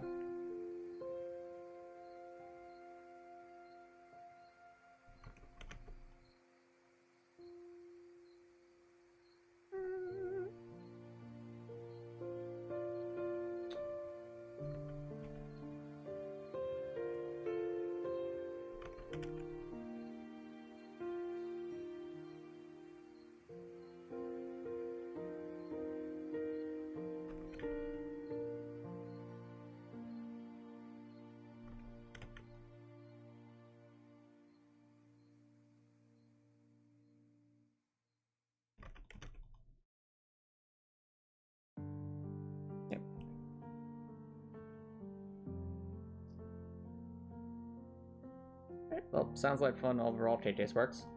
Let's see. Also, let's see here. I'm trying to remember, KJ Sparks, did you start a new semester at college, or are you, did you graduate? I'm trying to remember.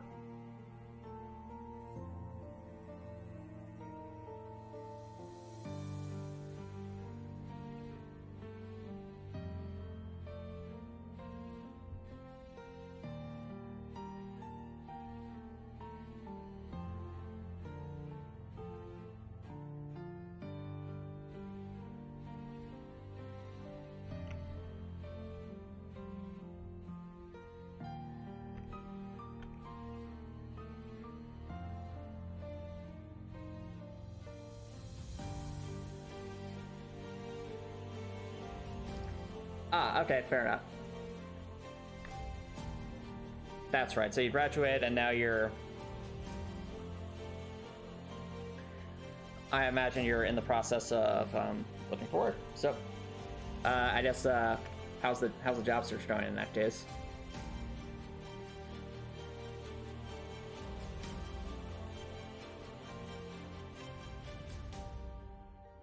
So working on such a project first, especially since Sims 4 helped me in that department. Okay, fair enough. Yo, you're on the dean's list. Nice. KT Sparks, congratulations. That's quite the accomplishment, because it's hard to down to that.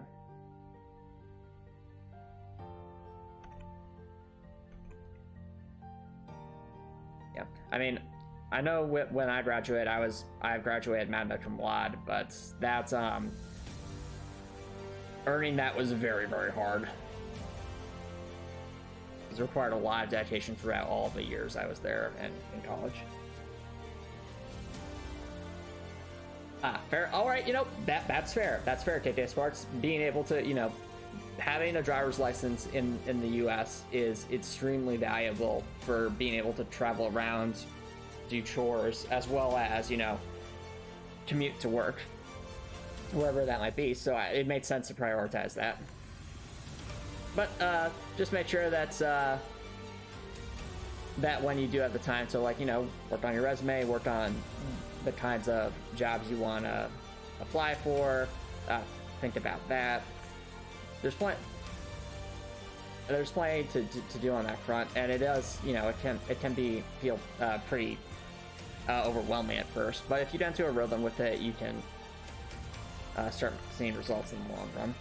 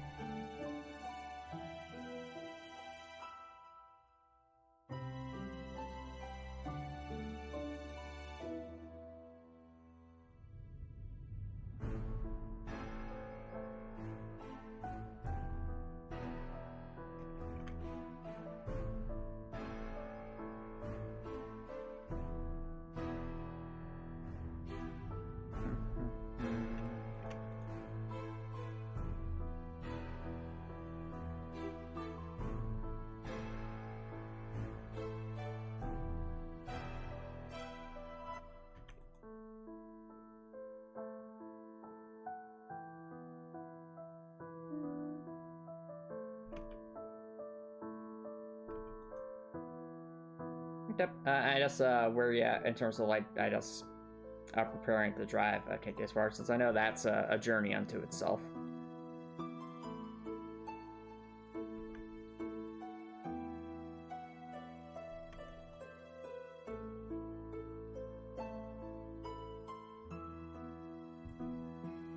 Yeah, I remember way back when I was in high school, learning how to drive was, you know, definitely a bit of a learning curve to it.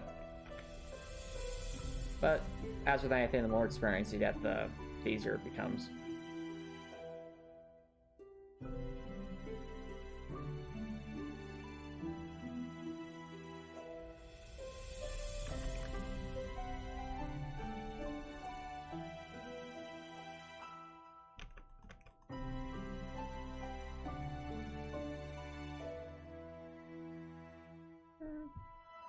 you know, to handle what to expect on the road, just knowing the car itself. Okay, that's true, because different cars have different feels to them. When I first started, I was driving a minivan, so we always joked that it had the turning radius of an elephant, and hence we called the Mayfan the elephant.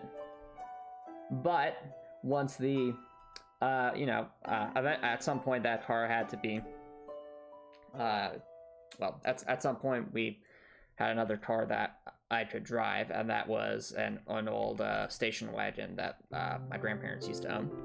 And that felt, compared to the elephant, that felt like way, way, way better handling.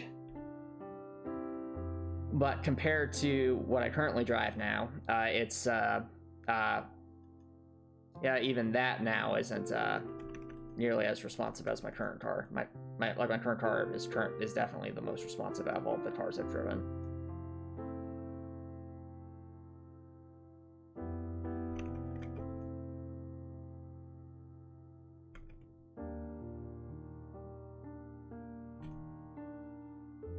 Anywho, I guess what kind of car are you then used to driving, JJ Sports? I will say this, if you start on a car that has very poor handling to start, that actually makes it a lot easier to go to cars that are more reflexive, in my opinion. Whereas if you start with a car that has like super great handling, it can be a little jarring to go to a car that feels so much slower to respond. Alright, duplicate.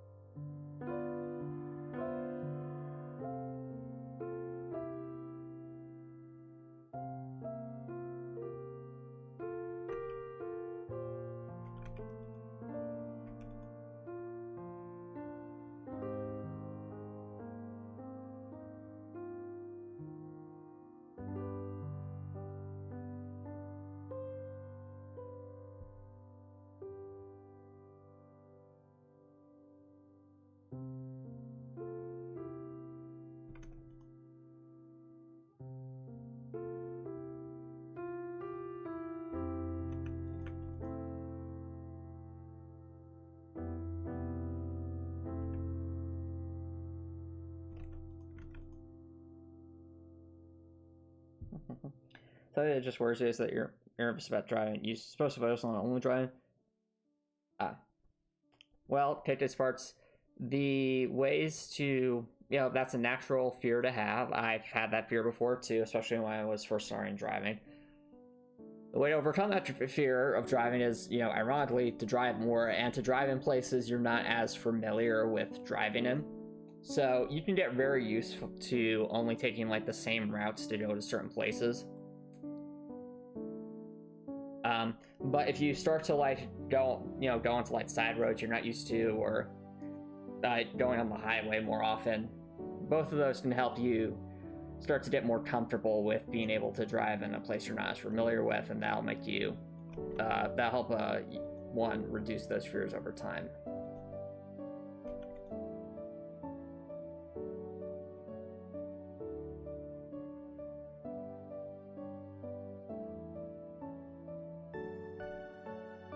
So if you find yourself having that being like a fear that's making you less inclined to drive, that's why I'd recommend it anyway.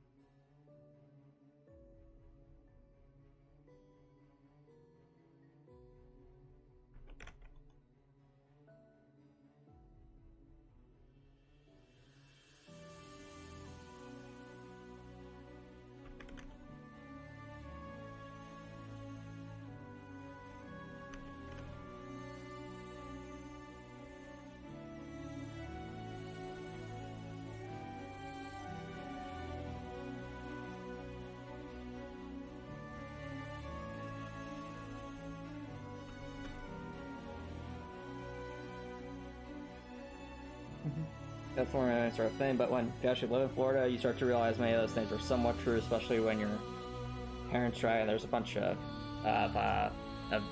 not so nice people on the road. Okay.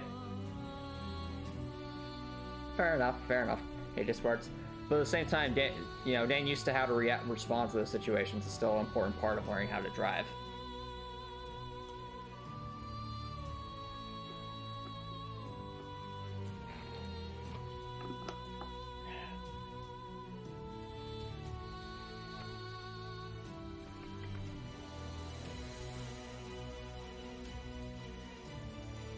Let's see here, so put that there. Maybe third.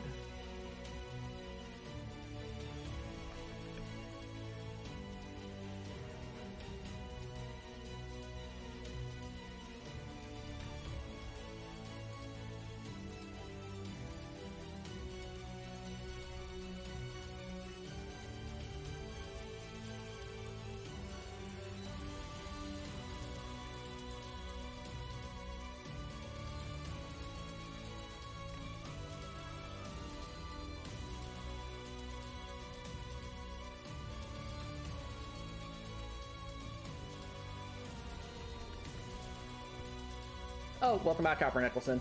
Not much. TT Sparks was just talking about driving. And I am continuing to make good progress on making the wall collisions for the lower well. AKA the tutorial dungeon.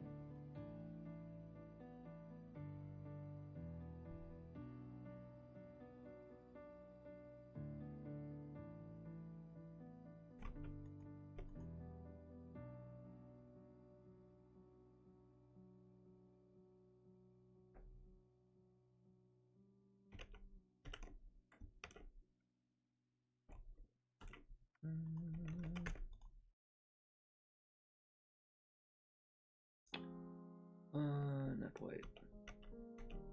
Nope.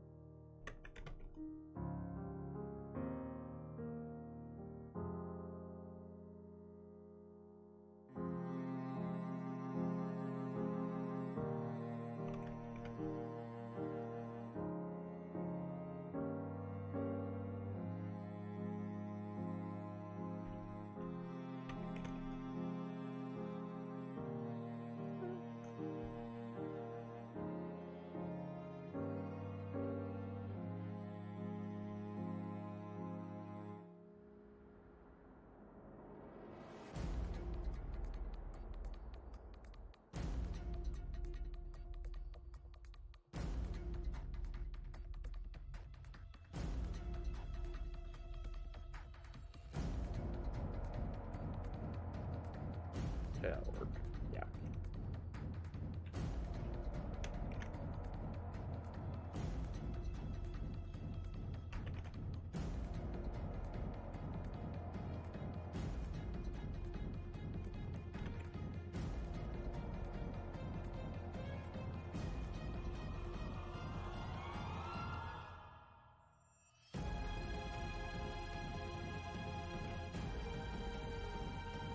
Actually, what am I doing?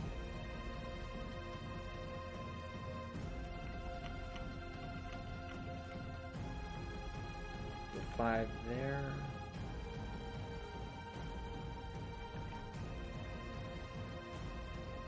There.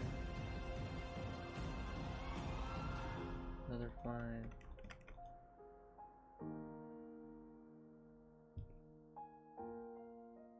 Yeah. So Copper Nettleson, I'm pretty sure, and you can correct me if I'm wrong, KT Sparks. I'm pretty sure KT Sparks has a learner's permit, which probably means they can, do some driving while having someone who does have a license. Is that correct, KT Sparks?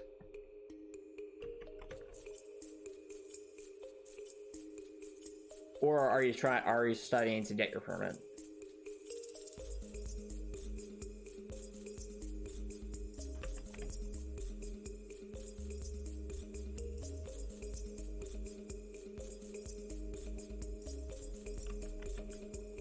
Oh, okay, so you're starting to get your permit. Fair enough. Well, there's a whole process to that as well, which I'm sure you're well aware of.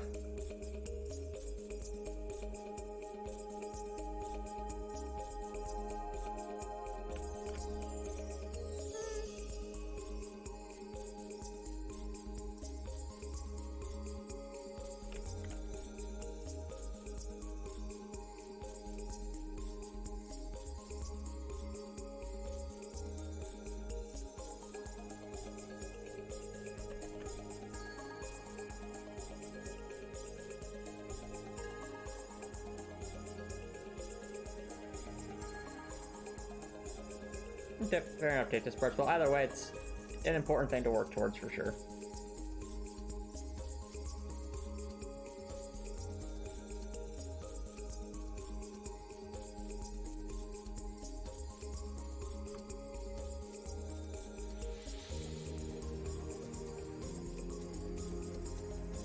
Oh, that would actually fit. Okay.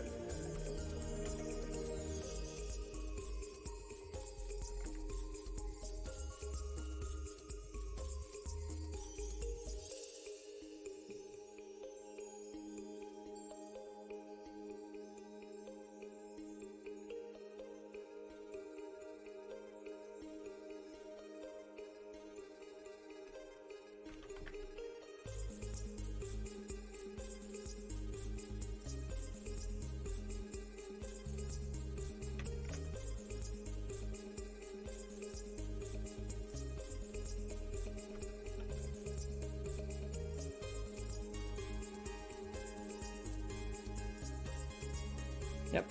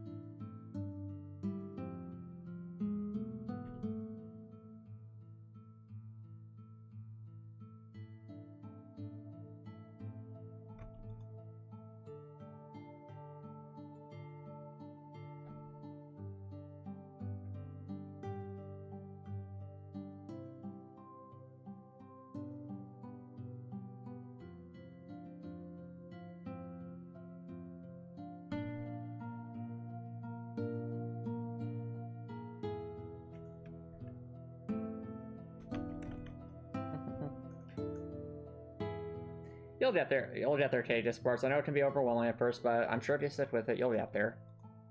And then you'll be able, that'll widen your opportunities substantially for when, for your job applications. I guess my question to you, KJ Sports, is, are you at least going to make sure that in your spare time you get your resume all lined up so that by the time you get your license, you'll be raring to go, so to speak?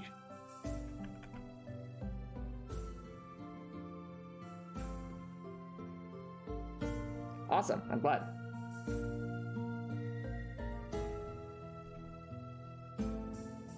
That's an important thing to try to get working on as early as possible. It will serve you well. Mm-hmm.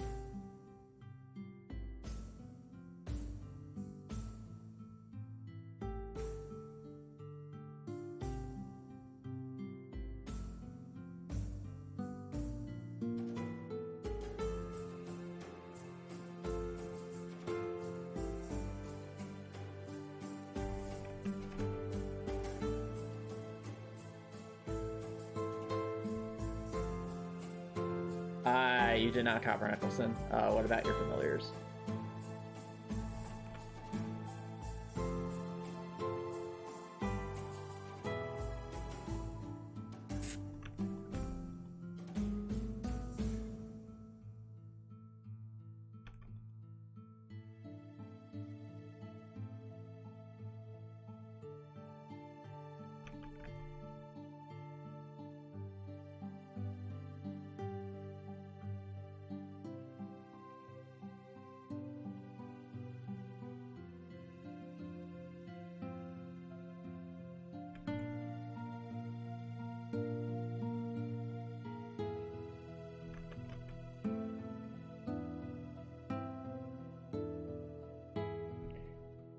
So both Tay Sparks and you are going to be matched with pet owners. Oh, cool. Do tell Tay Sparks and do tell Copper Nicholson. What kind of magical little pets shall you have?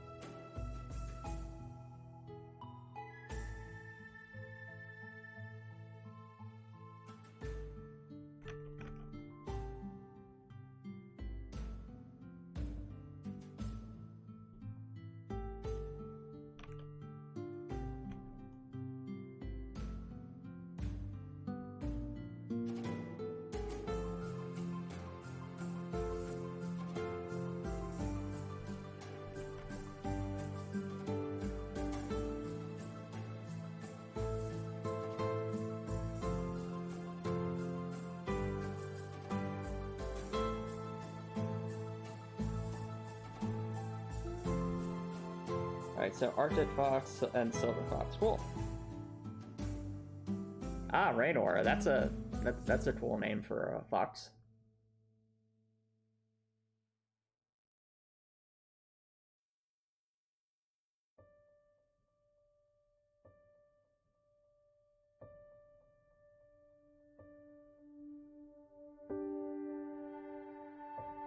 Okay, so 1, 2. Alright, so that's at that height there. That height's 2 blocks high. 3 blocks, 4 blocks, 5 blocks, 6 blocks. 7, 8. Okay.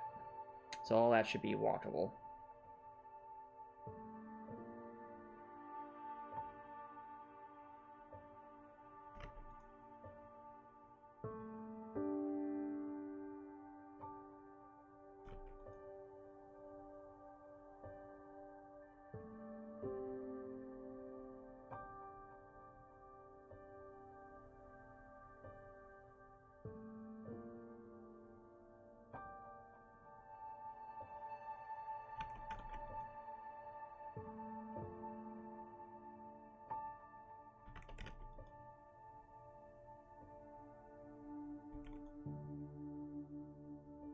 There we go. Ah, a flying fox is a bat. Yeah, that's true. That's true. A flying fox is a term for the largest bat. It has like a wingspan over 6 feet. All right, fair enough, Grekor. Thank you so much for dropping by. Hope you have an awesome night, Grekor.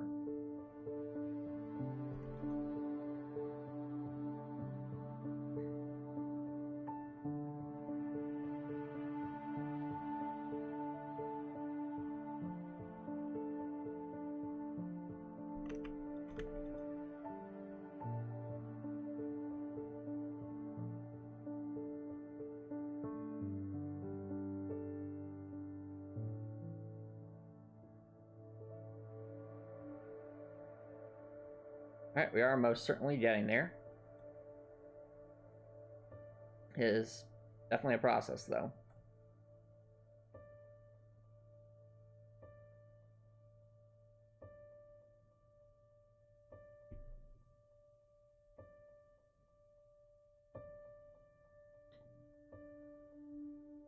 Well, that's not entirely true, TikTok Sports.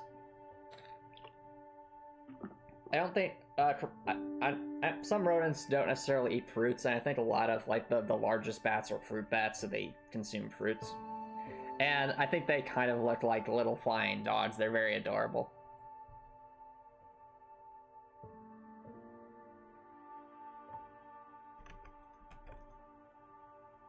So whenever I refer to bats in like a meme context, I refer to them as air doggos because they very much are flying, you know, things like that.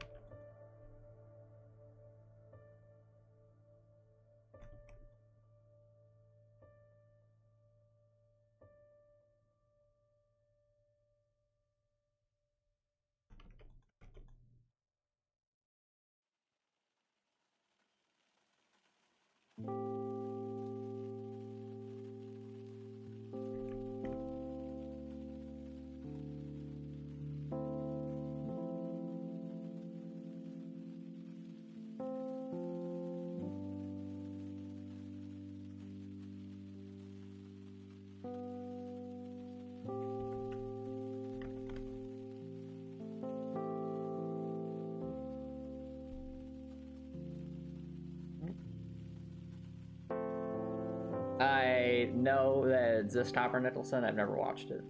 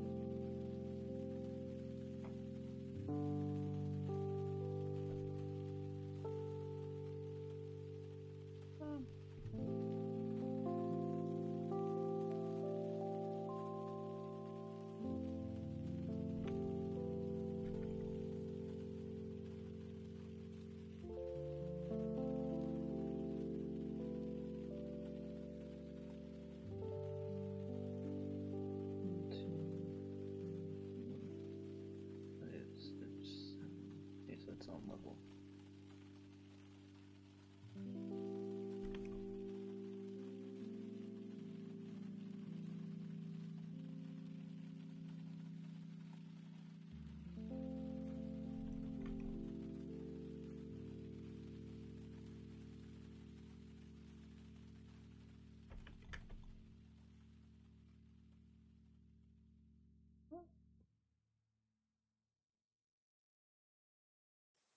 Nope. Yeah, the pandemic has certainly affected lots of different projects, Topper Nicholson.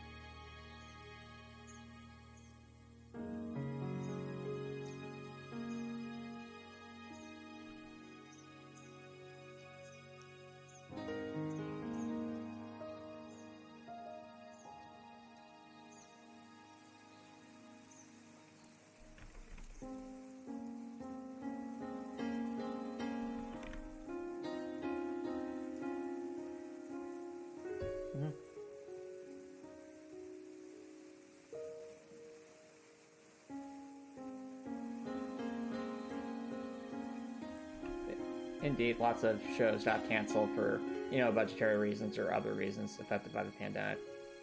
Say la vie. Such is the circumstances.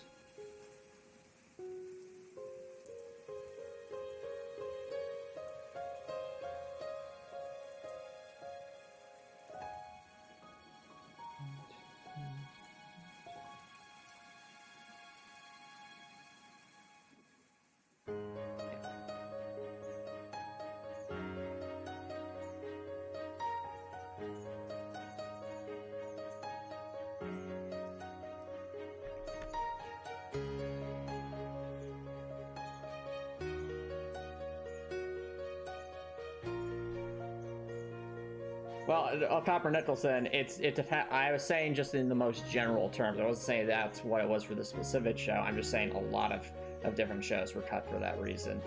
I'm talking across different networks, Copper Nicholson, not in any particular case.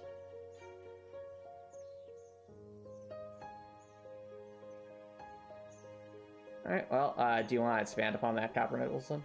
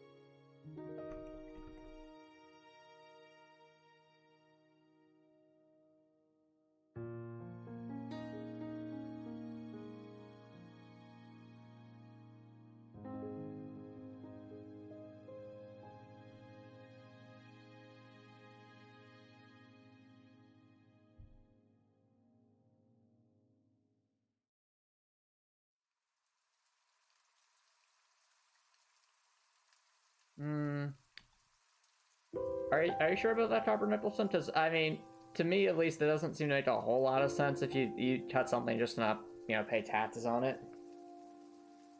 Because you've already put the money into making the projects, and the idea of the project is to get more money in. So by cutting the project, you're not generating revenue from the project.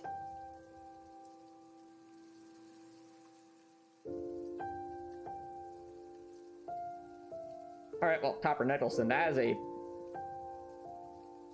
Well, the thing is, Copper Nicholson, the kind of project is you don't think it's going to net a profit is actually a perfectly legitimate reason when you're managing, like, a show or something like that.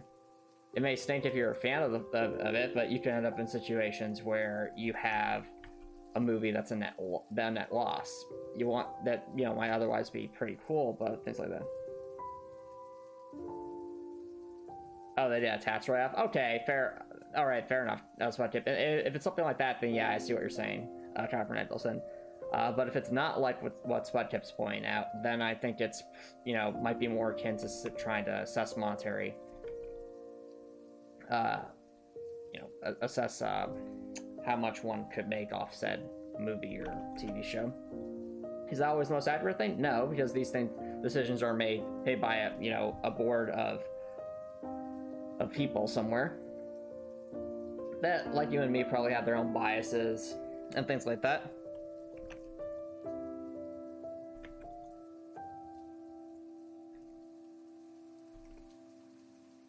But at the end of the day, they are still the ones that made that decision.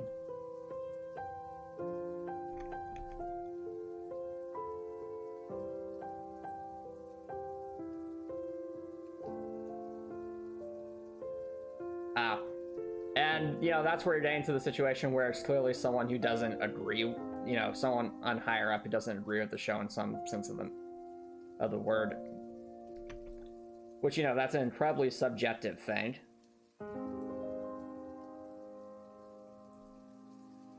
And that's why, Copper Nicholson, I applaud the efforts of people like Vizzy. I think is it Vivipop or Vizipop? The person who made the Has-Been Hotel and Hello the Boss.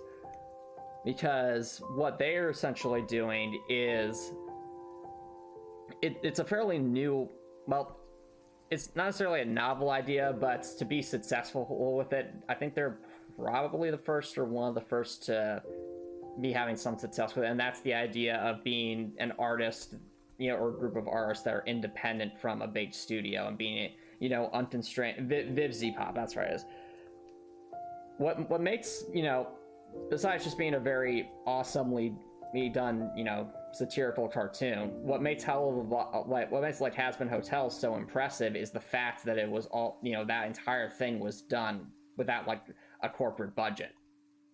That makes it insanely impressive. So, because of that, it becomes a situation where instead of it being like, okay, you're making a show in-house at a corporation where the corporation can decide, to pull the plug or anything like that at any point, now and the corporation has full control over that. Now it's like, no, the artists have proprietary rights over the show, and they can go to different corporations to help, get broadcast and such, and like sign deals like that. So it gives more control to the artists over the direction of the show. Much like, in a way, it's a lot more similar to how theater productions are done. So a lot of times what will happen is plays and musicals, you have some people who are writing it, and then they go off to like, the big theaters and such to see if they can get anyone, with the money and the resources to put their show like on Broadway or some of the other big theater districts. But so there's a bit more control by the playwrights then. So it's a similar sort of thing. I applaud Vizipop's work for on that front, because it's stuff that's it's stuff like that can help even the playing field of situations like that from happening. Now, to that end,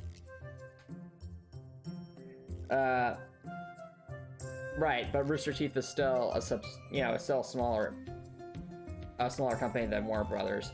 whatever Warner Brothers decides to do, Warner Brothers decides to do. But I sincerely doubt that, like, I think as long as Rooster Teeth exists, it's very unlikely that RWBY would stop, because that's like their main show. That would be like if and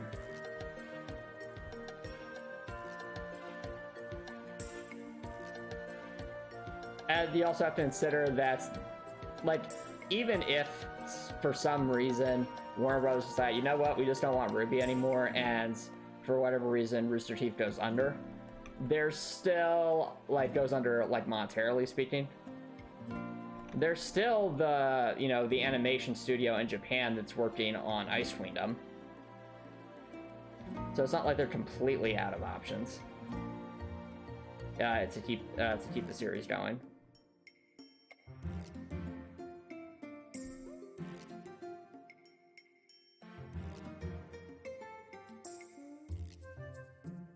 Anyway, that's my 2 cents on the matter.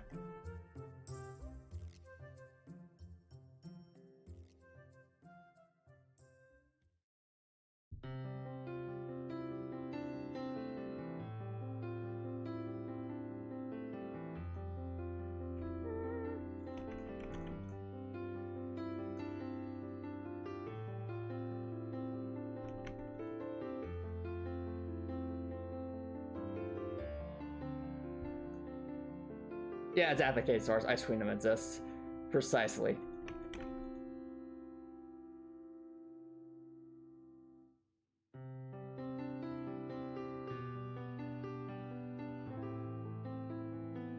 Well, we'll see, Copper Nicholson. Like I've said before about crossover movies, they're fun novelties, but that's usually about it.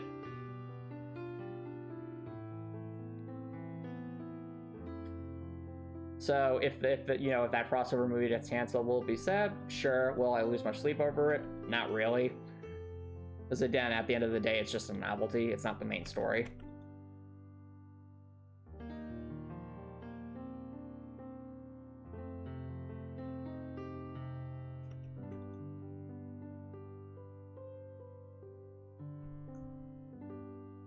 Well, I agree with the notion of, you know, animators, and artists being able to see the fruits of their labors. I get that, but that's not always able to happen, whether that's due to executive decisions or monetary reasons or a mix of both or other extenuating circumstances.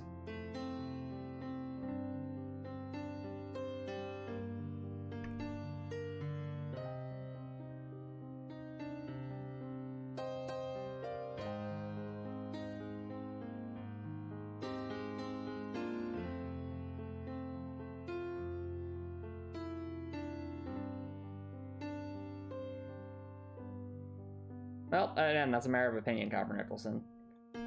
And you're certainly entitled to your opinion. But I think that more speaks to your interest in the Justice League than it does to necessarily how good or bad Volume 9 will be. Because again, we haven't seen Volume 9. We have no idea.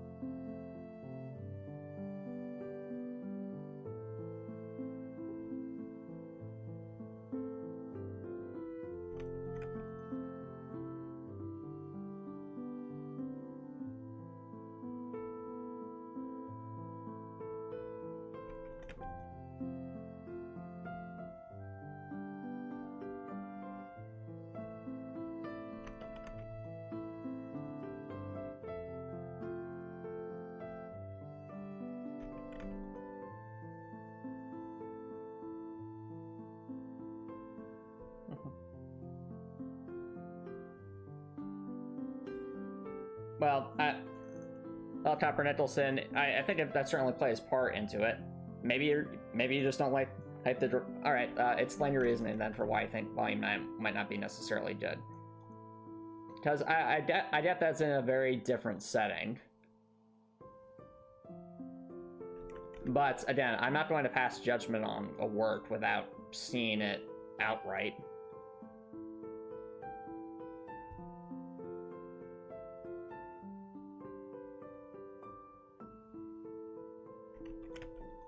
Because, I mean, let me put it this way. There are people who dislike Ice Queendom. And, you know, they're entitled to their opinion. But I think that more speaks to what they're looking for in the show specifically than anything else. Is it different? Sure, it's different. Is that necessarily a bad thing? Not necessarily. You know? That's where Case First says that's why you're worried about becoming an anime comic artist. You only see a ton of rejection, but there's the lingering feeling it will always be rejection. Many people tell me that you have a unique art style compared to other people who replicate Tumblr art styles. You know, so to have Legend Warriors is a big thing, monetary value, but what if I have a purely original project? Okay. Well, KK Sparks, just as indie devs have different places where they can post their original work and, you know, for, you know, monetary gain, I have to imagine that, you know, comic artists can find something similar somewhere. So I definitely encourage you to, you know, pursue your passions in, you know, when you're not at your day job. And that'll enable you to start to build, you know, a profile as a comic artist that you could, you know, maybe work towards. Kind of like, in a sense, what I'm doing here with Heartwell. So with Heartwell, it's like I worked on this in my free time, and it's something I'm extremely passionate about. And I set my own schedule and things like that. Spectator says, I think Ice Cream should have been made a movie. Yeah, I guess, interesting. That's, here's my response to that, Spud Tip. If the intent is just with Ice Queendom to focus entirely on the arc in Weiss's mind and do nothing beyond that, then I agree with you. I think it would have been better to just leave that as like an OVA style movie. If the intent, however, is to make it like a multi-season series that goes beyond that arc in Weiss's, you know, in Weiss's dreamscape, then I think it makes sense to keep it as a series. And if it's a situation where they don't know how it's going to play out, but whether they want to just stick it to one season and leave it at that, or actually go beyond that, I still think it should be a show, because at least if it's a show, it gives them that choice to decide whether they're like, okay, we tried this, it didn't work out as well as we thought, so we'll just leave it at that. Or we tried this, actually worked out great, let's do more with this idea. You know, that sort of thing.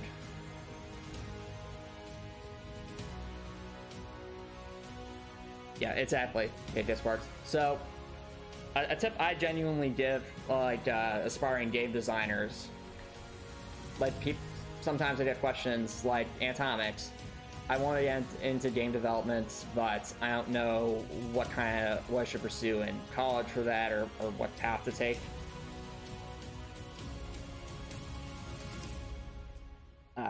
Well, Spudtip, regarding that, I actually am going to disagree with that in a sense. And while yes, it makes sense in the sense that, yeah, okay, they're in Weiss's dreamscape, that's the Ice Queendom. I think Ice Queendom could be a metaphor for just Atlas in general. Like, if they want to make it a full-fledged series, I think they would put a much heavier emphasis on Atlas. And you could call that the Ice Queendom as well. Like, Ice Queendom could be a metaphor of multiple things. It could be in, like, hey, this is Weiss's dreamscape. It could also mean, hey, this is some massive tensions in Atlas that need to be addressed, and Weiss is going to play a key role in that. So, I think Ice Queendom can... I think, and again, it might tie that to the theory that this is like an extremely experimental thing, where if it doesn't work out, they just leave it at one season and leave it at that. But if it does work out, it has enough possibilities for the door to be left open to try, to go beyond, so to speak. Now, back to what I was saying. The tip I give for aspiring game developers who aren't sure if they want to like go into industry or things like that is, if they want to make game development their career, go into the industry. But if they're going to game development to have a career, go into the industry, because like it or not, the AAA studios will be more stable for you and be able to get you a more stable income while you can still pursue your work, so to speak. However, to actually have some semblance of control over your projects in a AAA studio, it takes a long time to build up experience and reputation to be able to be placed in a high enough position where you can actually make a significant decision on a project. And you're competing against other people who also want to do the same things. So there's some drawbacks to that. Whereas if you're trying to make a game to make, to really make it your own art, your own projects, your own unique spin on things, and you don't want to be beholden to others' decisions, you're better off doing that kind of like what I'm doing here in your free time, while having a day job that you really enjoy. So that way, again, you have full control over it. Sure, it won't be as easy for it to get noticed, but it is still allowing your creative work to be to go forward unstifled. The reason trying to tackle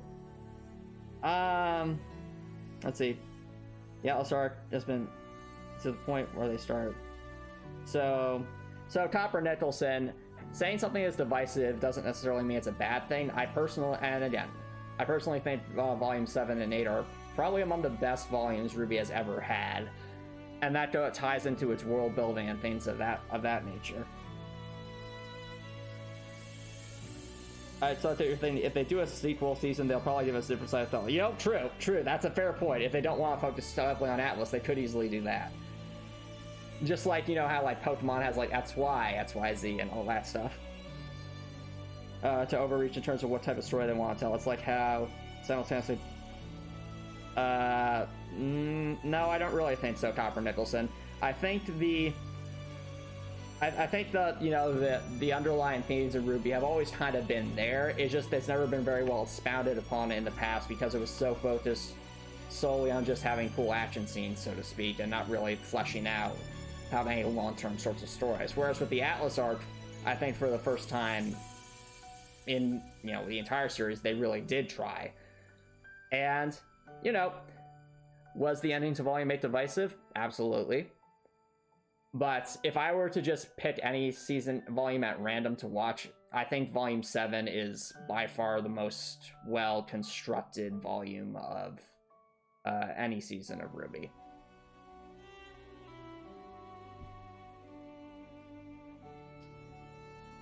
Well, Copper Nicholson, again, you have to consider with Clover, just with Ruby in general, characters die all the time. So, like it or not, buddy, the fact that they died is just part of the story.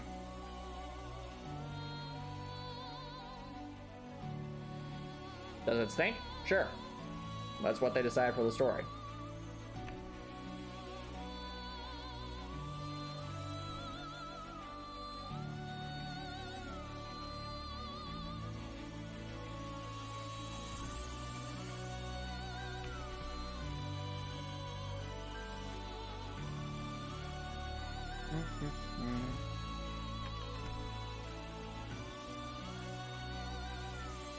Whew. Alrighty. Yes, Copper Nicholson, I'm familiar with that term. You've already posted that discussion before, dude, and it doesn't really hold water with Clover, in my opinion, because it all ties back to the fact that in Ruby, characters die a lot. Like, that's just part of the way they've structured their stories.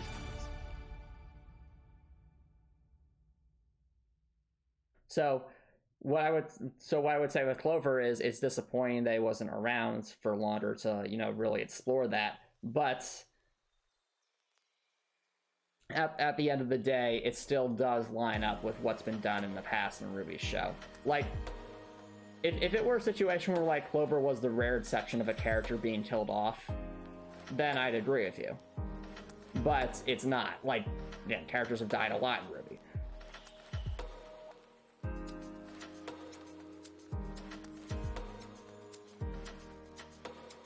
Indeed, Cages Parts, indeed. Like, I think there's only been like 3 or 4 permanent deaths in 8 seasons. That is not true, Spudkid. There's been, let's see, we have Pyrrha, we have the leader of the White Fanged, we have Clover, we have lots of people at Beacon Academy who died. I mean, Penny died multiple times. There's, I think Lionheart died, you know, Ironwood died, Watts died. Yeah, so I really do think it is quite normal to see characters die, named or otherwise, in RWBY. Remember all the happy times we had? Yeah, Amber died. The good point, KK Sparks. I think you guys are not remembering these things. Like, a lot of people have died in RWBY. Ospin died. Like, well, even if we don't include nameless background characters, Copper Nicholson, there's been tons of named character deaths, like we just mentioned. Ospin, yes, Ospin died. He just has a reincarnation thing going on.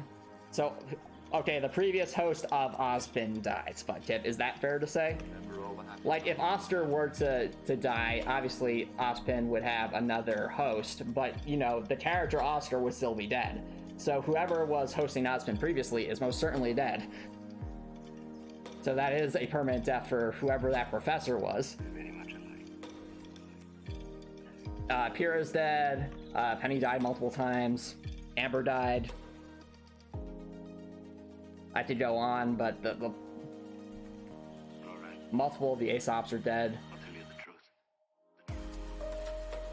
And of course, you know, there was the named character that was the leader of the White Fang that died at Antomicx's hand. Lionheart died.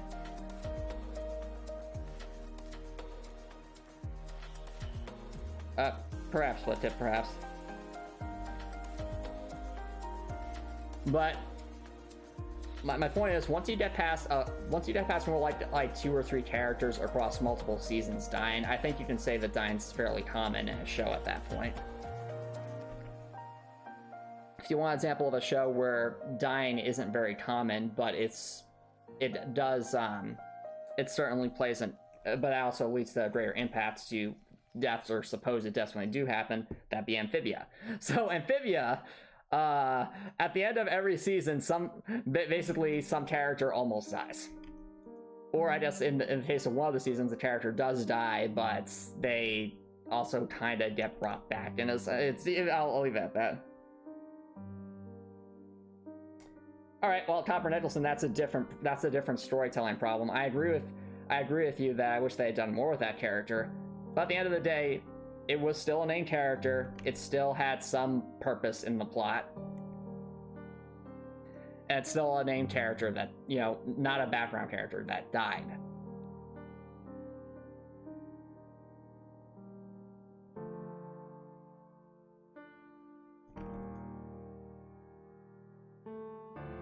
Alright.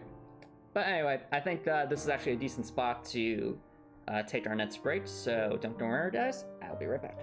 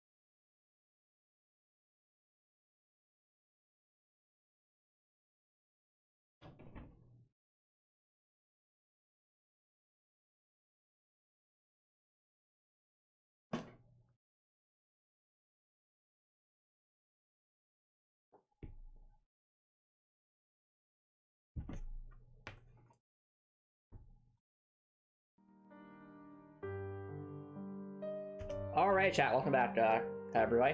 All right, and fair enough, Copper Nicholson.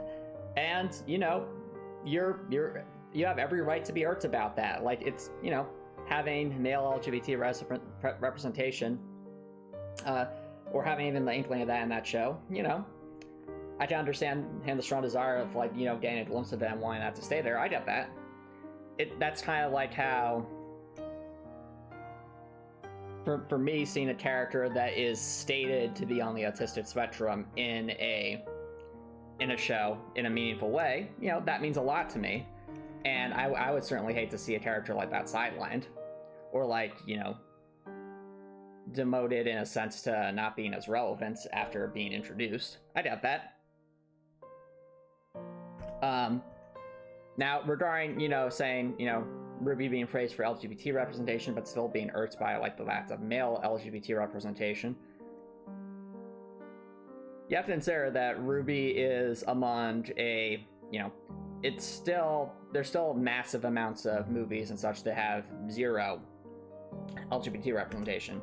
So, even if it's not a perfect amount of LGBT representation, it's still more representation than you're getting out of a lot of works, like it or not.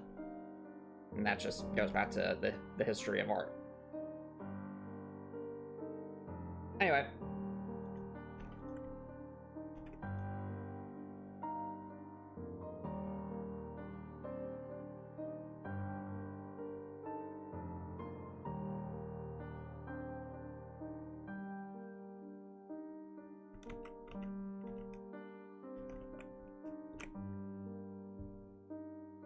And I agree with KK Sparks' point that Ruby introduces a lot of characters and it's more of a storytelling issue than everything else. I wholeheartedly agree.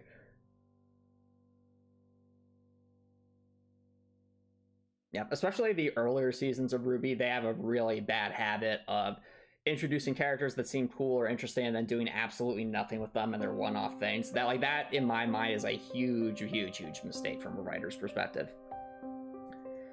If you introduce, in my view, if you introduce a named character, it should be used to some extent, even if they're not going to be a main character.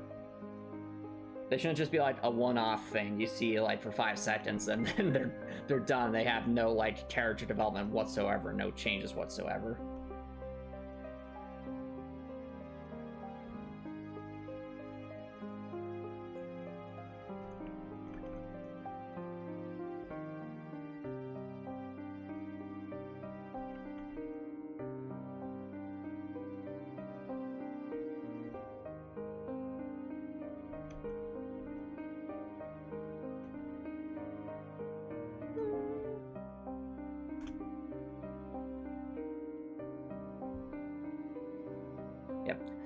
Oh, wait, fair enough, KK Sports, fair enough.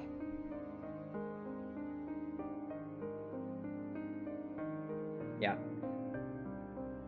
What frustrates me when I'm looking for representation of people on the autistic spectrum in TV shows, movies, and video games is when it falls into the trope of, oh, they're on the autistic spectrum, but they're super smart and they're some genius scientist or something like that. Because that is it's so common to the point of being infuriating to see.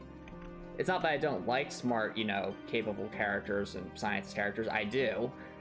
They can be sometimes some of my favorite characters. But when that's the calling card for someone on the autistic spectrum, you start to be okay, really?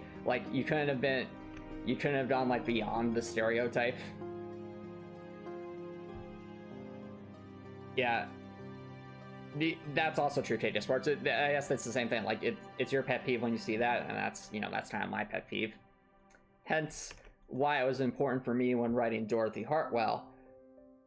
She, Dorothy is on the autistic spectrum, and that is, that's part of her character.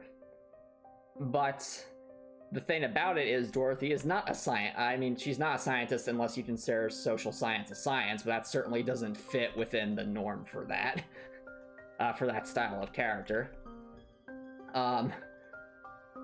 She cannot, She is not, shall we say, she does not have the mind of an engineer. Not whatsoever.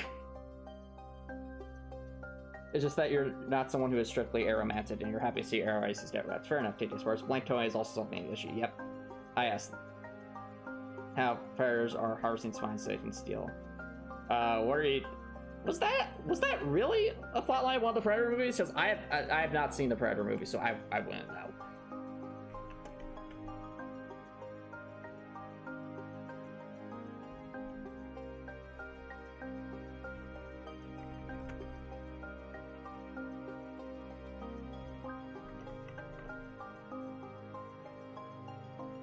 Get away with the sixth turn. Fair enough.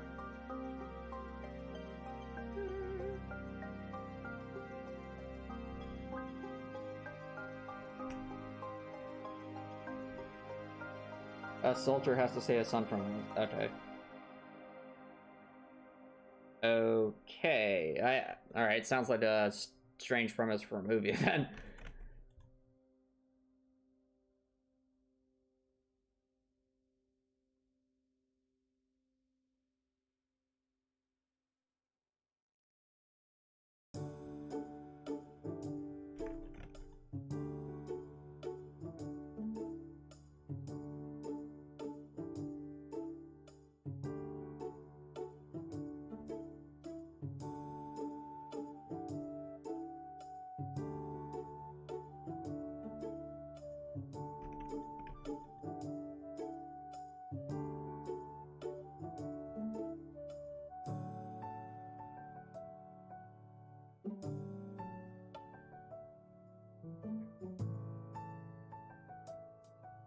Yeah. Oh, I agree, KK Sparks. So, I feel like Entrapta is like the...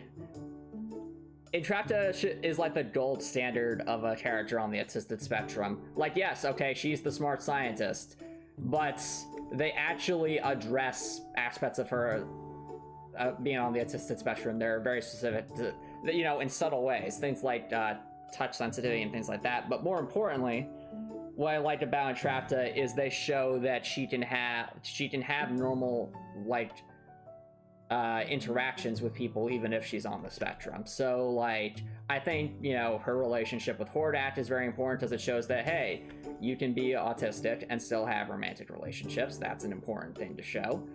I also like the fact that Entrapta very clearly, you know, has her own desires, shall we say, as we saw in the one scene where she gets or she just raises her eyebrows in a very suggestive way as she says that she's going to spend quality time with her chef. But it's just, again, that's important to show that, hey, you can be on the autistic spectrum and still have, like, you know, normal emotions like anyone else. Like, I think that's so important to show.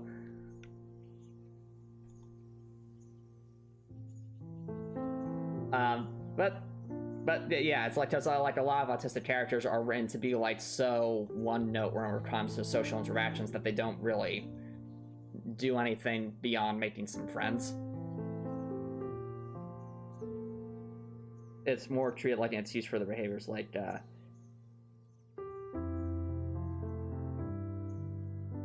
yeah, that's true, because I mean that's an example of how it can cut both ways, so to speak. So I agree that whether Tatra has bipolar disorder or not, I don't know. But what's is Tatra certainly toxic? Yes, absolutely. Do I like the way that her and Shira's relationship turned out at the end? No, I don't. Like, I think based off of what they went through, the most they could have hoped for was Tatra agreeing to go to some kind of counseling. So what they decided to do at the end there did not feel earned in the slightest. I feel like if they wanted to go that route, they should have shown more effort on Tatra's part to get better or have more growth in that sense, which was not there.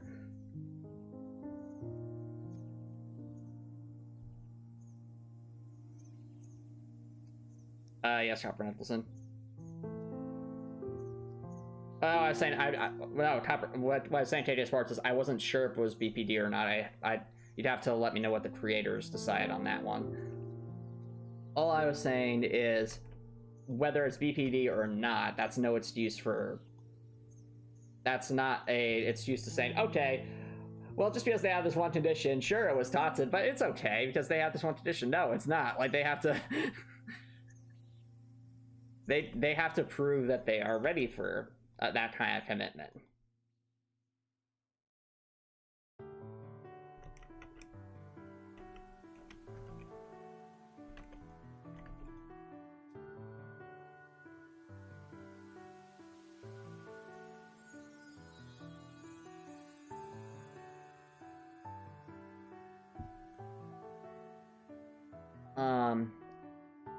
But you... okay, fair enough, KJ Sparks. Whereas I'm pretty sure they've explicitly said that Entrapta is autistic at least, or sorry, on the autistic spectrum to, or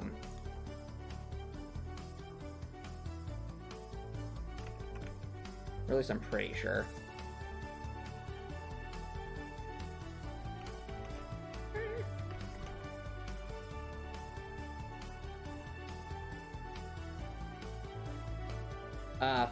Actually, I'd be interested to hear your opinion on this, Hopper Mickelson. What was your opinion on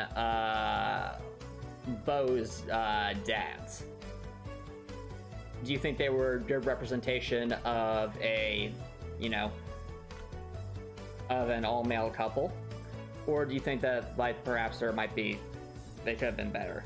I'm just genuinely curious. I'm unsure myself. I think they were handled fairly well, but I'd be curious to hear your opinion on that, Copper Nicholson.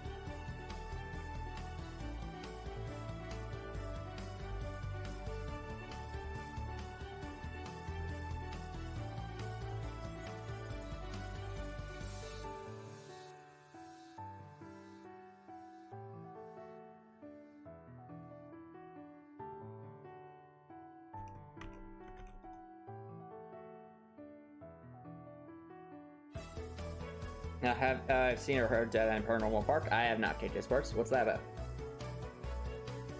about? Being represented very well. They're just two dudes who just happen to be with dads that do a really great son. All right, that's fair, Copper Nicholson. And that was kind of, I guess, my take of it too, is the sense that, again, it's just, you know, two parents raising, you know, doing their best to raise their son, and they love them. They love their son very much. They just happen to be two dudes, and that's, you know, that's how it should be. Like, you're just showing loving parents. You know, that's how it should be. Like, that's good representation.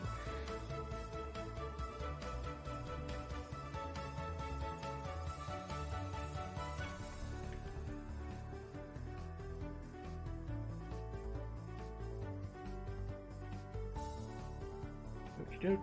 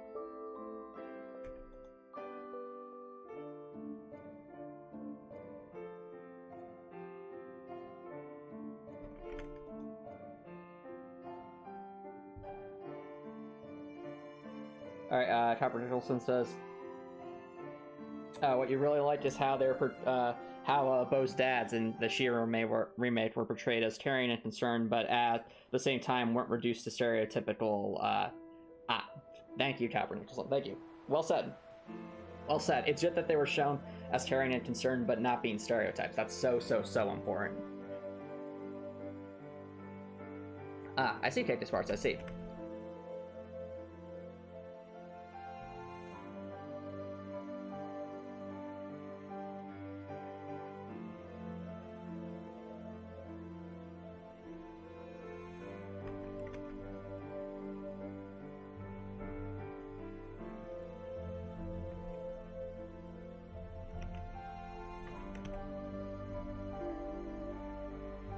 Oop.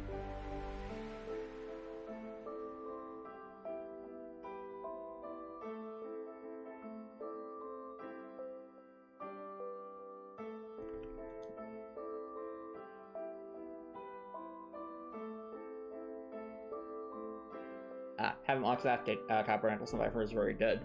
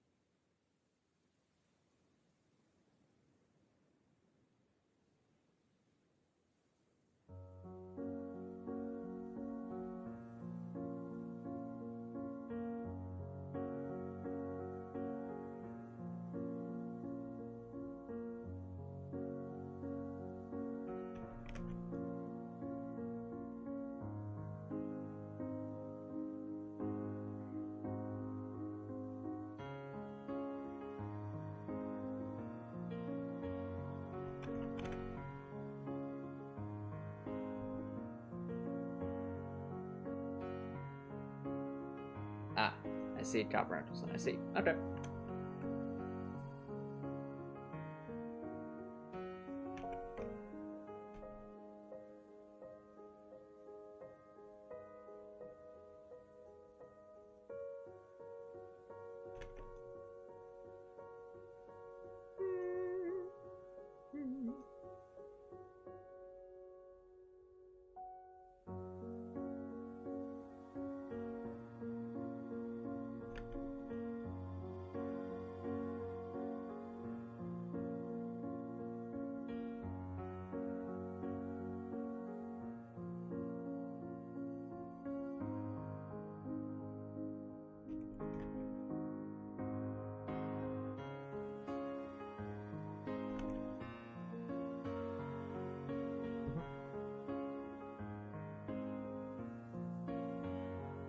Okay, and that's your Copper Nicholson.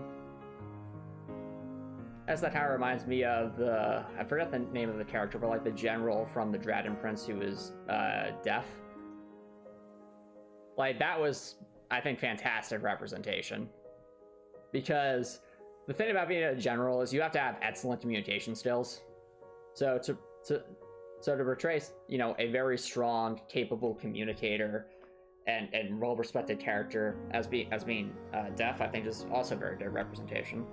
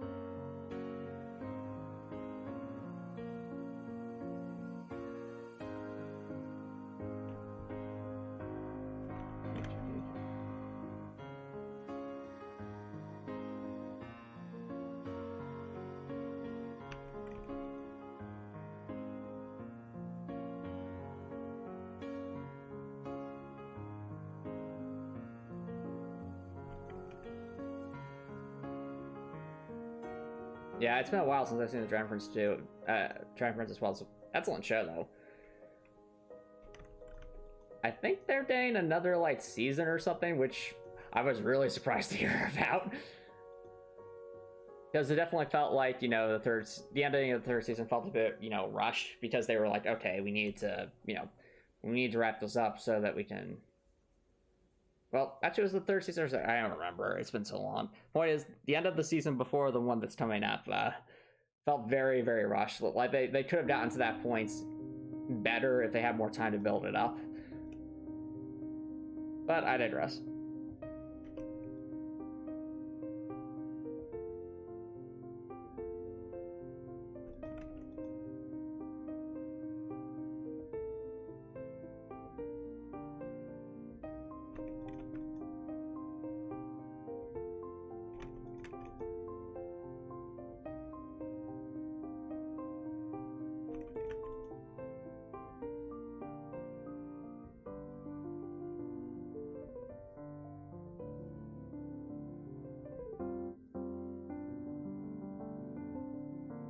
Side note, chat, we are most certainly getting there.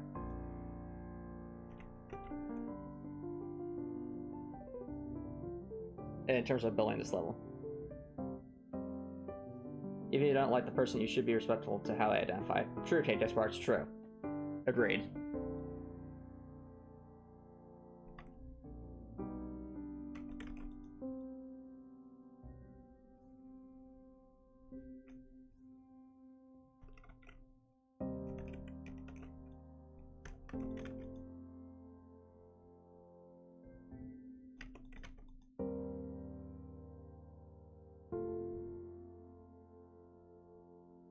Indeed, Tate's Hearts, indeed. Indeed.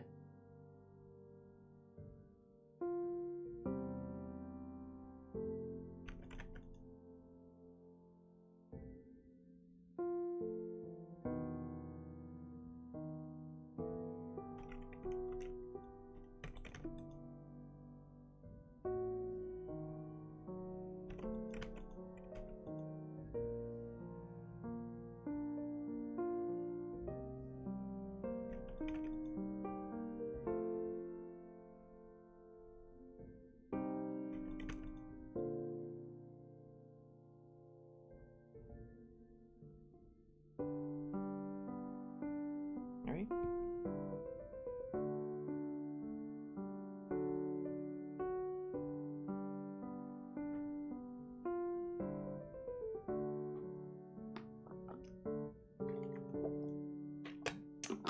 Perhaps Chopper Nicholson. I'm not sure where it's going exactly. Or what the new plot line will be, but we'll see.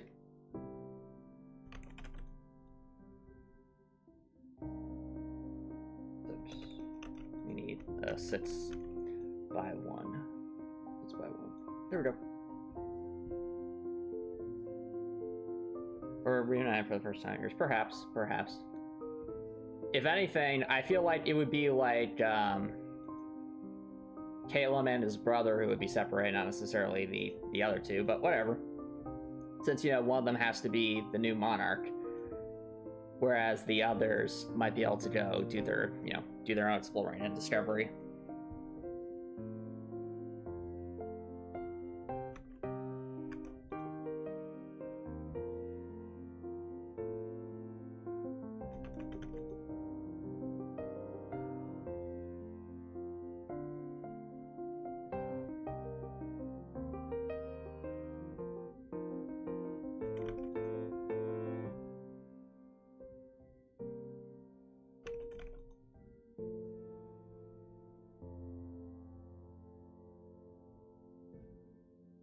New day, one watch. Alright, sounds good, Take Day Sports. Thank you so much for dropping me by. Great chatting with you. I hope you have an awesome night, Take Day Sports.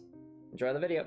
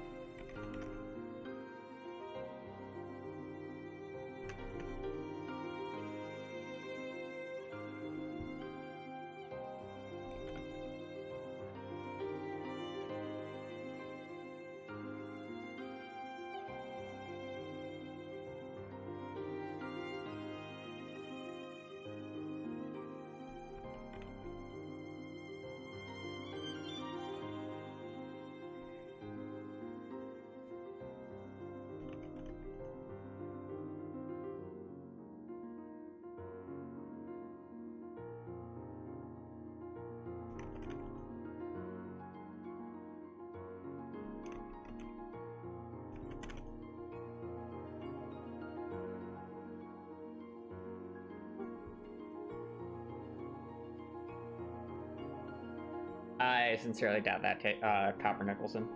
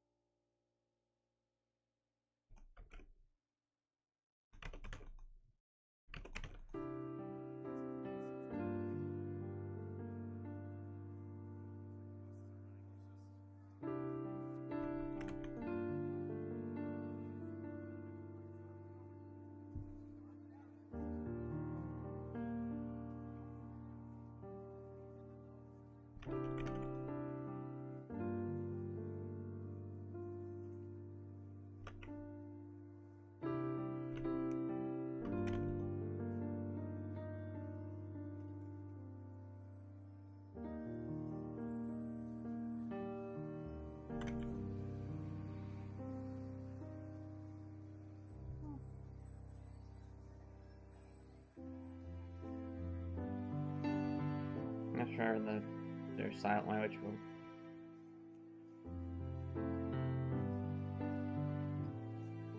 All right. Well, again, depends on what you're all interested in, Copper Nicholson. If you're not how to be a fan of overly complex storylines, you know, fair enough. For me, though, I am a fan of like really deep, involved stories. So that's another reason why crossovers tend to not be something that I'm too interested in.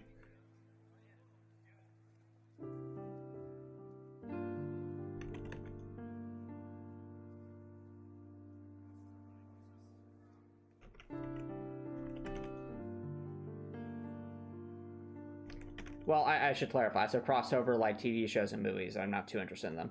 Games that are like well done crossovers, like we think like Super Smash Brothers, Hers Ultimate, that's a crossover, so that's actually, you know, super fun. But that's a different thing entirely.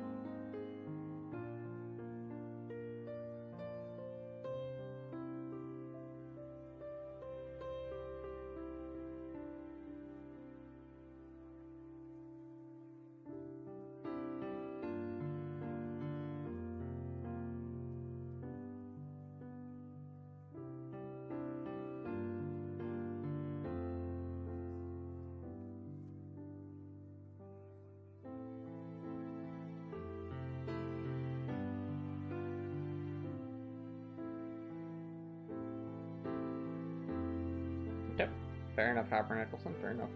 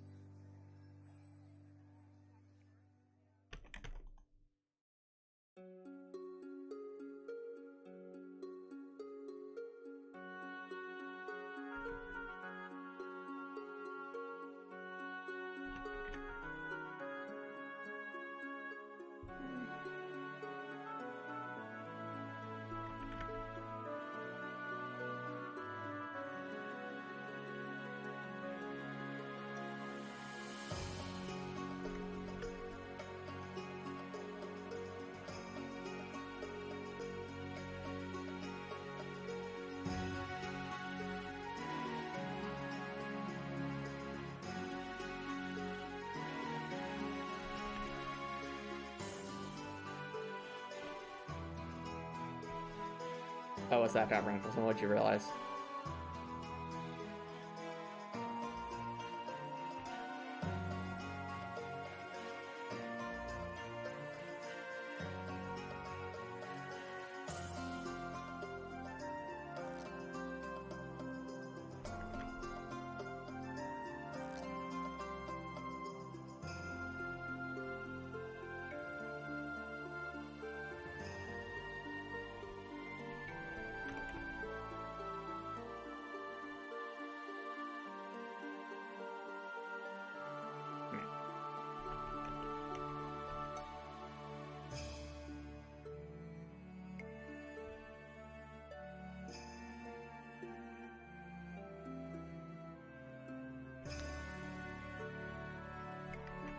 No, Top Rankle, so there's ways to add messages that aren't forced. It just needs to fit well with the narrative of the story you're trying to tell.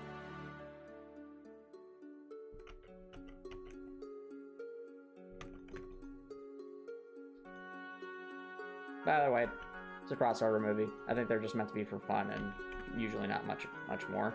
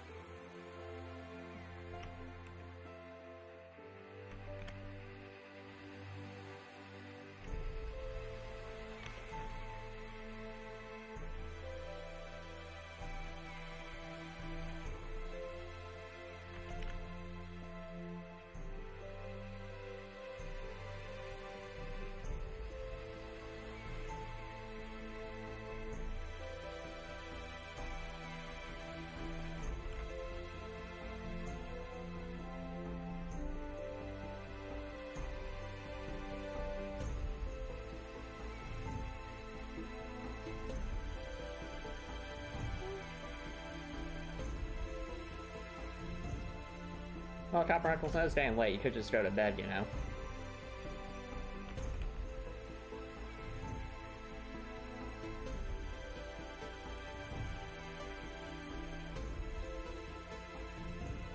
Yep, save them for some other time.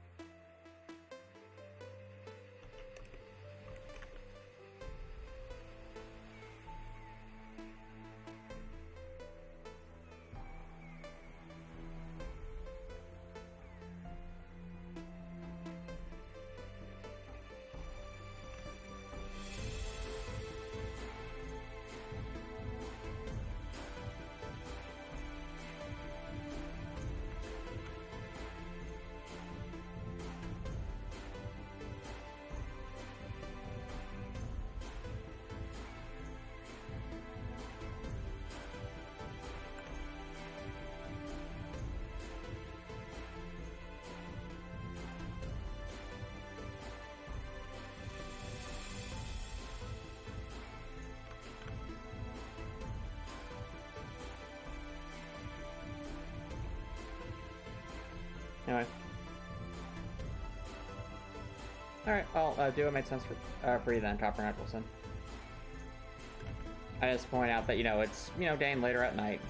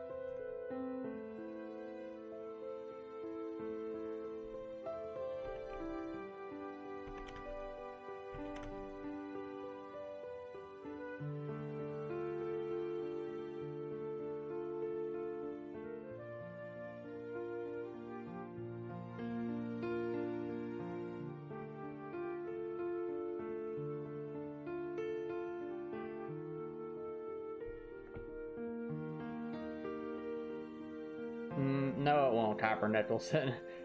As you should probably already be well aware of right by now, Copper Nicholson, alcohol is a depressant. So that's not going to calm you, that's just going to make you feel worse. Probably better off drinking some water and getting a good night's rest. That's what I would say. But on a more positive note, I think we have finally got all the collision mapping here. Let's just do a run through.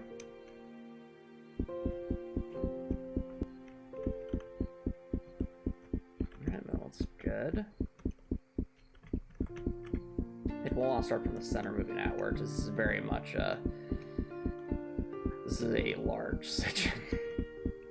So, Copper Nicholson, what I'm doing is I'm testing the collision now in this area. So, we spent the past couple of hours working on basically making sure making sure there's actual collision to the walls now. Where there should be collision anyway. So, that's what we're testing right now.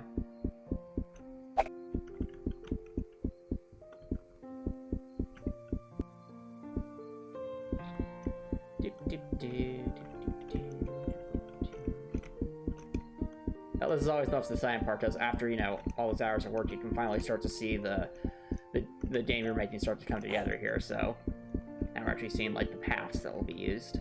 It's so cool. Alright, let's test this room out.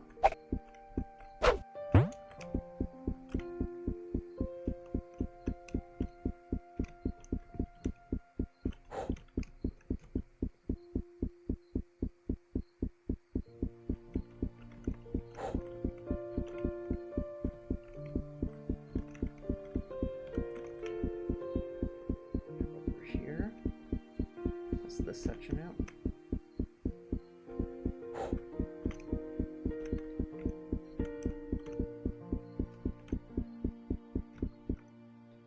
That made sense. Yeah, made sense.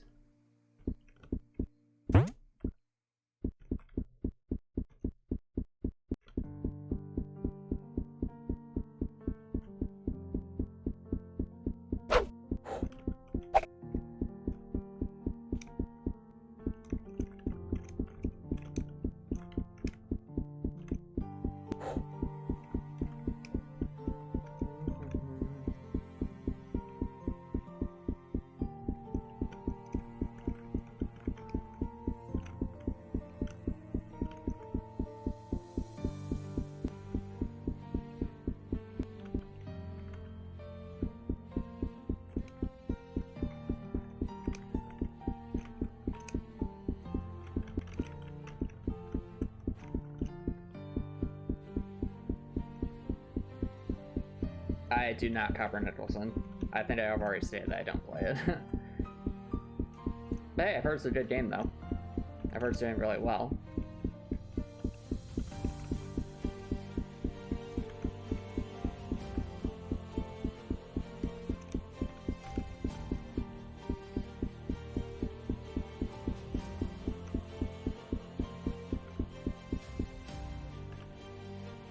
It's so cool that now we have like all this. Like we're starting to tile map this all. I think that's so cool. As you can see. Or at least have a collision here. So cool to see it all come together. Or start to come together.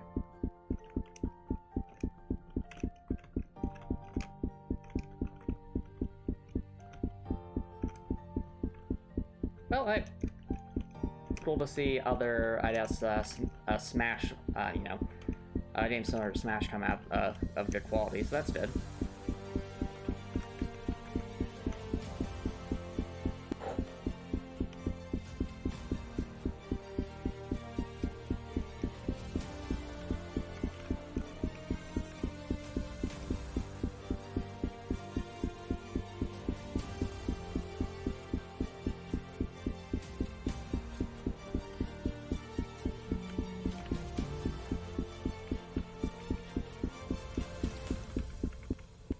Happening here. Nope.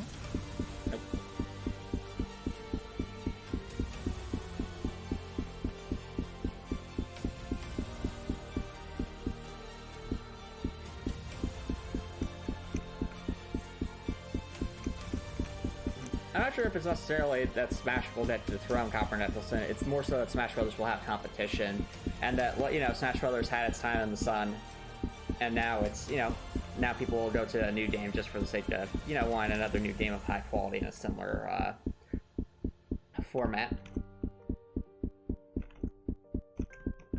Like, Super Smash Bros. Is the kind of game that will likely be played, you know, for many years after its initial release date.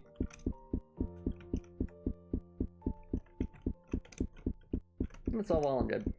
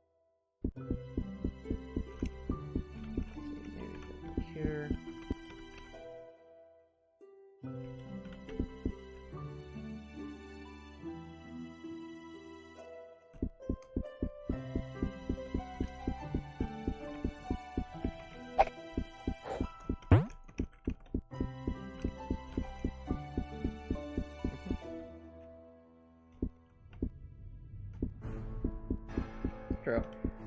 My thing, Copper Nicholson, is just making sure that the microtransactions don't get out of hand. So far, it seems to be me doing well on that front, but that's the kind of thing you have to be wary about, is with a free-to-play game, is how the microtransaction situation changes over time. If it stays, you know, benevolent and not, you know, as long as the microtransactions remain benevolent, like cosmetic only, things like that, I think that's fine. But once you start getting to, like, okay, yeah, now you have to pay for, you know, new content and things like that, then it starts to be like, then you have to start questioning it a bit.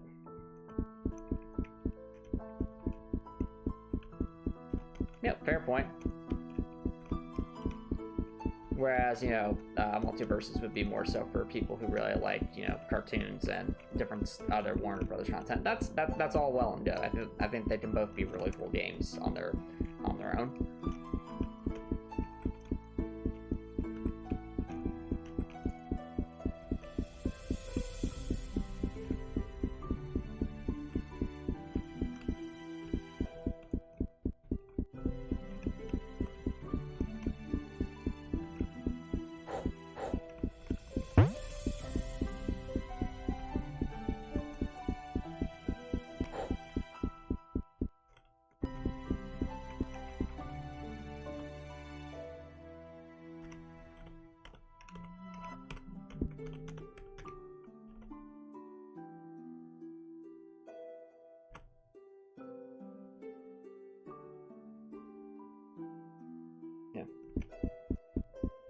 I know, Copper Nicholson, I know. It's much more than movies. There's more stuff going on.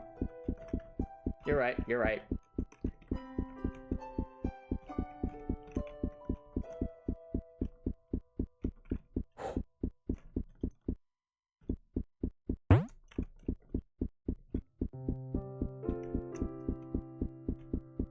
Oh, interesting.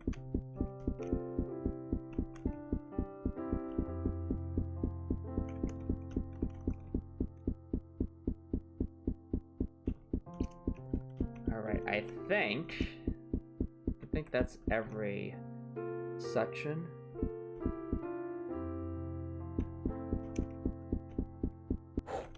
Yep. Yay! Chat, we did it. It took all stream, but we did it. This, ladies and gentlemen, this massive thing, that's what it took to get the wall collision for this fairly large section of the map. But I'm glad we were able to do this, Shaft, as this is a very important step towards making this level playable. So let's move these back over yonder.